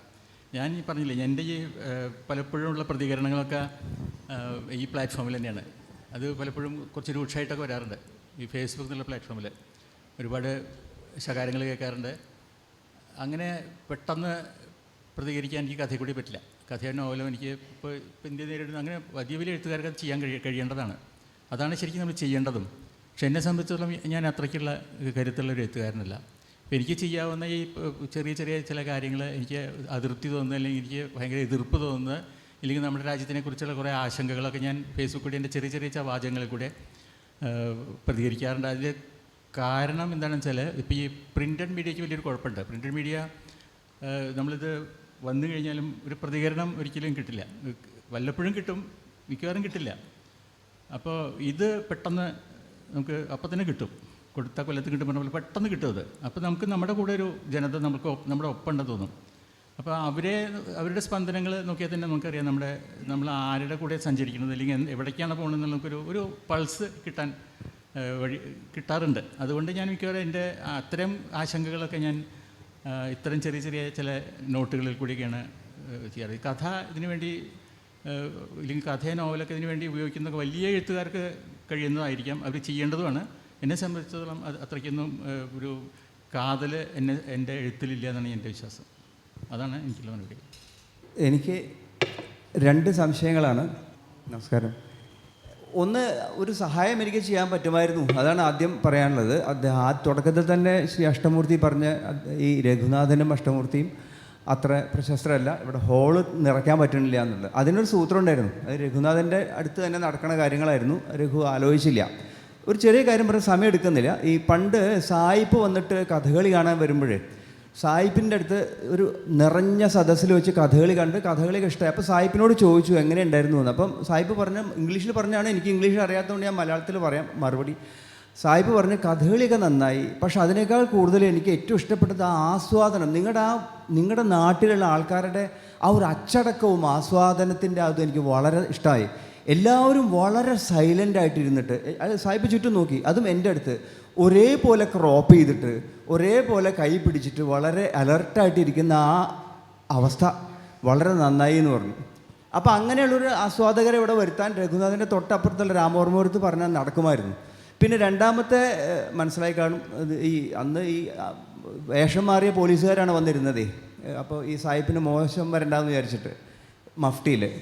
രണ്ടാമത്തേത് എനിക്കൊരു സങ്കടം എന്താണെന്ന് വെച്ചാൽ, അഷ്ടമൂർത്തി പറഞ്ഞു ഈശ്വരൻ ഉണ്ടല്ലോ അല്ലേ, ഈശ്വരൻ്റെ ഒരു കളിയാണ്. കാരണം ആ ബാലമേനോൻ്റെ അടുത്ത് നേരത്തെ പോയിരുന്നുവെങ്കിൽ, അറിഞ്ഞിരുന്നെങ്കിൽ ആടുജീവിതം അഷ്ടമൂർത്തി എഴുതുമായിരുന്നു. അതൊന്ന്. പിന്നെ എനിക്കൊരു ചോദ്യമുള്ളത് എന്താണെന്ന് വെച്ചാൽ, എൻ്റെ അനുഭവത്തിൽ എല്ലാ പുസ്തകങ്ങളും വായിച്ചു എന്ന് പറയുന്നില്ല, പക്ഷേ അഷ്ടമൂർത്തിയുടെ കഥകളും ഇപ്പോൾ അടുത്ത കാലത്ത് വന്ന ക്യൂറേറ്ററും വായിച്ചപ്പോൾ ഈ ദക്ഷിണാമൂർത്തി സ്വാമിയുടെ പാട്ട് കേൾക്കണ പോലെ എനിക്ക് തോന്നുക. കാരണം ആദ്യം വളരെ പ്ലെയിനായിരിക്കും, ഒരു വലിയ പ്രശ്നങ്ങൾ ഇപ്പം മറ്റേ ഇതിൽ പറഞ്ഞ സംഗതി അങ്ങനെയൊന്നുമില്ല, പക്ഷേ വളരെ ലൈറ്റായിട്ട് കേട്ട് കുറച്ച് വീണ്ടും നമ്മൾ കേട്ടിട്ട് നമ്മളതൊന്ന് പാടാൻ ശ്രമിച്ച് നോക്കിയാൽ മനസ്സിലാവും അതിൻ്റെ ബുദ്ധിമുട്ട് എന്താണെന്ന് വെച്ചാൽ. എല്ലാറ്റിലും അങ്ങനെയാണ്. അത് തുടക്കത്തിൽ ഇനി പാട്ടിനെ കുറിച്ച് ഞാൻ കൂടുതൽ പറഞ്ഞു പോകുന്നില്ല എന്ന പോലെയാണ് അദ്ദേഹത്തിൻ്റെ ഒരു ശൈലി. ഒരു നിർമ്മലമായ പുഴ പോലെയാണ്. അടിയിൽ കിടക്കണ വെള്ളാരങ്ങളിൽ വരെ നമുക്ക് കാണാം. പക്ഷേ നമ്മൾ അതിലൊന്ന് ഇറങ്ങിക്കഴിഞ്ഞ് കയറി വരുമ്പോഴാണ് നമ്മൾക്ക് എന്തെങ്കിലും ഒരു അവസാനം ആലോചിച്ച് നോക്കിയാൽ ഈ വെള്ളാരങ്കല്ലിൻ്റെ അടുത്ത് ഒരു വിശിഷ്ടമായ സാധനം കിട്ടും. അതുപോലെയാണ് അനുഭവം. അപ്പോൾ അങ്ങ് ഇങ്ങനെ ഒരു ഋജുവായി എന്ന് തോന്നുന്ന രീതിയിൽ പ്ലെയിനായിട്ട് എഴുതി ഉള്ള രീതിയിലുള്ള ഈ രചനാ ശൈലി അങ്ങ് എങ്ങനെയാണ് സ്ഥാപിച്ചിരുന്നത്? അതായത് ഇങ്ങനെയുള്ള കഥകൾ ഒരു പക്ഷേ ഞാൻ തുറന്നു പറയുകയാണ്, ഇങ്ങനെയുള്ള കഥകൾ ആദ്യകാലത്ത് ചെന്ന് കഴിഞ്ഞാൽ ഒരു പത്രാധിപർക്ക് ഇതിലെന്താണ് ഉള്ളതെന്ന രീതിയിൽ തോന്നുന്ന അല്ലെ എങ്ങനെയാണ് പിടിച്ച് എസ്റ്റാബ്ലിഷ്ഡ് ആകാൻ കഴിഞ്ഞത്? അതാണ് ചോദ്യം. കാരണം ഞാൻ കഥ മോശമെന്നല്ല പറയുന്നത്. ഇനി രഘുനാഥനോടും കൂടി ചോദിക്കാതിരിക്കുന്ന ഒരു കാര്യമുണ്ട്. രഘുനാഥൻ എന്ന് പറയുന്നതേ അദ്ദേഹം ഒരു ഭയങ്കര സാധനമാണ്. അപ്പോൾ ഈ രഘുനാഥൻ്റെ ഒരു പ്രത്യേകത എന്താ വെച്ചാൽ നേരത്തെ പറഞ്ഞ അഷ്ടമൂർത്തി അത് സൂചിപ്പിച്ചു പോയി. ഞാൻ നോക്കിയിട്ടുള്ളത് ഈ ദ്വന്ദ്ങ്ങളുടെ പ്രയോഗം തന്നെ ഉണ്ട്. അദ്ദേഹത്തിൻ്റെ പുസ്തകങ്ങളുടെ പേര് നേരത്തെ പറഞ്ഞ സമാധാനത്തിന് വേണ്ടിയുള്ള യുദ്ധങ്ങൾ, 2 ദ്വന്ദ്ങ്ങൾ, ശബ്ദായ മൗനം, ഇങ്ങനെയൊക്കെയാണ് അദ്ദേഹത്തിൻ്റെ ഒരു ഇത്. പിന്നെ ഞാൻ ഒരിക്കലും അദ്ദേഹത്തിൻ്റെ സിസേറിയൻ വായിച്ചിട്ട് ഞാൻ പറഞ്ഞത് ഇത് എങ്ങനെയാണ്. അപ്പോൾ എനിക്ക് തോന്നി ഇദ്ദേഹം ഈ നേരത്തെ പറഞ്ഞ സീസൺ ടിക്കറ്റ് എടുത്ത് പോയിട്ട് പരിചയമുണ്ട് എനിക്ക്. അപ്പം ആ സീസൺ ടിക്കറ്റ് കഴിഞ്ഞ് തൃശ്ശൂർ വന്നല്ലാണ്ട് ഈ ആഫ്രിക്കയിൽ നിന്ന് പോകാൻ സാധ്യതയില്ല എന്ന് എനിക്ക് തോന്നി. അപ്പോൾ എങ്ങനെയാണ് ഇത്ര സ്ട്രീറ്റ് വരെ കഴിഞ്ഞ്, ഇന്നിപ്പോൾ ഈ ഗൂഗിളൊക്കെ ഉള്ളതുകൊണ്ട് ബുദ്ധിമുട്ടില്ല. പക്ഷെ നേരത്തെ പറഞ്ഞ 90-ലെ ശ്രീലങ്ക ആവിഷ്കരിക്കുന്നില്ല, അതേപോലെ ഇപ്പം നേരത്തെ പറയാൻ വിട്ടുപോയി നിർത്തിവെച്ച നമ്മുടെ അജ്ഞാതനാമ, ഇതിന് എങ്ങനെയാണ് ഈ ചോദ്യത്തിന് അത് ഉത്തരം പറയില്ല എന്ന് എനിക്കറിയാം. ഞാൻ ചോദിക്കേണ്ടെന്ന് വിചാരിച്ചാണ്. കാരണം പറയില്ല, രഹസ്യം ഒരിക്കലും ഒരു കുക്കിനോട് മറ്റേ അംബിസ്വാമിയോട് ഇത് എങ്ങനെ ഉണ്ടാക്കണം അംബിസ്വാമി പറഞ്ഞു തരില്ല. എങ്ങനെയാണ് ഇതിൻ്റെ ഈ ഭൂമിക കണ്ടെത്തുന്നതും, കാരണം ഇപ്പോൾ ഇവിടെ നമ്മുടെ തൊട്ടടുത്ത് ചിറ്റിലപ്പള്ളിയിലാണ് ഇതൊക്കെ നടന്നതെന്ന് തന്നെ പറയുന്നത് അത്ഭുതം. കണ്ടെത്തുന്നതും അതിന് വേണ്ട ഈ പശ്ചാത്തലം, അതിൻ്റെ എന്താ പറയുക, അതിൻ്റെ മെറ്റീരിയൽസ് വായനയിൽ നിന്ന് മാത്രമാണ്. എങ്ങനെയാണിത് എന്നാണ് എൻ്റെ ചോദ്യം. നടക്കുമോ അറിയില്ല, എന്നാൽ ഇത് രണ്ടേ ഉള്ളൂ, രണ്ടുപേരുള്ളൂ. ഇപ്പോൾ നമുക്കുള്ള പ്രശംസയില്ലേ ഇതിപ്പോൾ മനോജിൻ്റെ? നമുക്ക് വരവയ്ക്കല്ലേ രഘു? പറയട്ടെ. മനോജ് നമ്മൾ കാര്യമായിട്ട് പ്രശംസിച്ചിട്ടുണ്ട്. നമുക്ക് മനോജിൻ്റെ കാര്യത്തെക്കുറിച്ച് ഞാൻ പറയാം. അഷ്ടമൂർത്തി അവസാനിപ്പിച്ചു എന്നുള്ളതുകൊണ്ടാണ് പിന്നെ ഞാൻ എന്ത് വേണമെന്നിങ്ങനെ ആലോചിച്ചത്. അതായത് ഈ നോവലിനെ കുറിച്ച് പറയുമ്പോഴേ ഞാൻ ഇതിന് മുമ്പ് ഒരു പുസ്തകം എഴുതിയിരുന്നു, BK-ൻ്റെ ഒരു ജീവചരിത്രം എഴുതിയിരുന്നു. അപ്പോൾ അതിലൊരു വാക്യമുണ്ടായിരുന്നു. ആ വാക്യം ചന്ദ്രോത്സവ കാലഘട്ടം ഒരു മധുരപലഹാരം പോലെ കൊണ്ടു നടക്കുന്ന മധ്യവയസ്കമാർ എന്ന് ഒരു വാക്യമുണ്ടായിരുന്നു. ഇതിൽ ഈ വാക്യങ്ങൾ എനിക്ക് ഒട്ടും മനസ്സിലായില്ല എന്നുള്ളതാണ് സത്യം. ഇതിലെ 3 കാര്യങ്ങളും എനിക്ക് ഒട്ടും മനസ്സിലായില്ല. എന്താണ് ചന്ദ്രോത്സവമെന്നോ, എന്താണ് ആ കാലഘട്ടമെന്നോ, എന്താണ് മധുരപലഹാരമെന്നോ ഒന്നും എനിക്ക് മനസ്സിലായില്ല. അതിൽ നിന്നാണ് ഇതിൻ്റെ ഒരു തുടക്കം. അത് കുറേ പറയാനുണ്ട്. അതുകൊണ്ട് ഇനിയും ആളുകൾ പോകുന്നതിന് മുമ്പ് അതൊന്ന് ഞാൻ പറഞ്ഞു എന്ന് മാത്രമേ ഉള്ളൂ. അതാണ് അത് കുറച്ച് വിശദീകരിച്ച് പറയേണ്ട കാര്യമാണ്, ഒറ്റവാക്കിൽ പറയേണ്ട ഒരു സംഗതിയല്ല. പിന്നെ ഞങ്ങൾ പറഞ്ഞു വന്ന അതിനൊന്ന് കൺക്ലൂഡ് ചെയ്യുകയാണെങ്കിൽ, ഇപ്പോൾ AI-യുടെ കാര്യം പറഞ്ഞ് കൺക്ലൂഡ് ചെയ്യാമെന്ന് വിചാരിക്കുകയാണ്. അതായത് നമ്മളതിൻ്റെ ഭീകരാവസ്ഥയെക്കുറിച്ചാണ് ചർച്ച ചെയ്തത്. ഇപ്പോൾ ചർച്ച നടക്കുന്നത് AI-യുടെ നിർമ്മിത ബുദ്ധിയുടെ. കഴിഞ്ഞ ദിവസം ഫ്രാൻസിൽ ഒരു സംഭവം ഉണ്ടായി. ആ സംഭവം നമ്മുടെ എല്ലാവരുടെയും മോണോലിസയുടെ മുഖത്തേക്ക് സൂപ്പ് ഒഴിച്ചൊരു സംഭവമാണ്. അവിടുത്തെ കർഷകരുടെ സമരം നടക്കുകയാണ്. അവിടെ വിളവിന് കൂടുതൽ വില കിട്ടാൻ വേണ്ടിയിട്ടും അതിന് നിയമസാധുത കിട്ടാനൊക്കെ വേണ്ടിയിട്ട് സമരം നടക്കുകയാണ് ഫ്രാൻസിൽ. അതിനെ പിന്തുണ പ്രഖ്യാപിച്ചുകൊണ്ടാണ് 2 യുവതികൾ വന്നിട്ട് ഈ മോണാലിസയുടെ മുഖത്ത് സൂപ്പ് ഒഴിക്കുന്നത്. അപ്പോൾ അത് 85-ൽ അതിന് ആക്രമണം ഉണ്ടായപ്പോൾ അത് ബുള്ളറ്റ് പ്രൂഫിലാണ് ഇരിക്കുന്നത്. അതുകൊണ്ട് അതിന് അപകടമൊന്നും പറ്റിയില്ല. അതിന് 6 മാസം മുമ്പ് വാൻ ഗോഗിൻ്റെ പ്രശസ്തമായ സൂര്യകാന്തി പൂക്കൾ എന്ന് പറയുന്ന പെയിൻറ്റിങ്ങിൻ്റെ നേർക്ക് ഇതുപോലെ സൂപ്പ് ഒഴിക്കലുണ്ടായി. പക്ഷെ അതിന് ബുള്ളറ്റ് പ്രൂഫൊന്നും ഇല്ലാത്തതുകൊണ്ട് ആ ചിത്രത്തിന് കേടുപാടുകൾ പറ്റി. ഇതുപോലെ മനോഹരമായ പ്രൊട്ടസ്റ്റുകൾ മോണാലിസയെപ്പോലെയും അല്ലെങ്കിൽ സൂര്യകാന്തി പൂക്കളെ പോലെയും ഉള്ള മനോഹരമായ പ്രൊട്ടസ്റ്റുകൾക്കും ഈ നമ്മുടെ നാട്ടിൽ നമ്മുടെ ഭാവനയിൽ അല്ലെങ്കിൽ സങ്കല്പത്തിൽ സ്ഥാനമുണ്ട്. ഇത് ഒരു നിർമ്മിത ബുദ്ധി കൊണ്ട് സാധിക്കുന്ന കാര്യമല്ല. ഇത് മനുഷ്യബുദ്ധി കൊണ്ട് മാത്രമേ സാധിക്കൂ.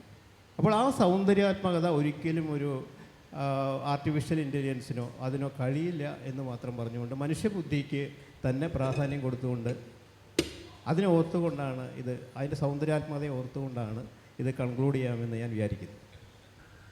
ഈ ആദ്യത്തെ സാഹിത്യോത്സവം, അക്കാദമി നടത്തുന്ന ആദ്യത്തെ സാഹിത്യോത്സവത്തിൽ പങ്കെടുക്കാൻ കഴിഞ്ഞതിലും അതിന് ക്ഷണിച്ചതിലും സാഹിത്യ അക്കാദമിയോട് ഏറ്റവും കൃതജ്ഞത രേഖപ്പെടുത്തുന്നു. നമസ്കാരം. Thank you sir.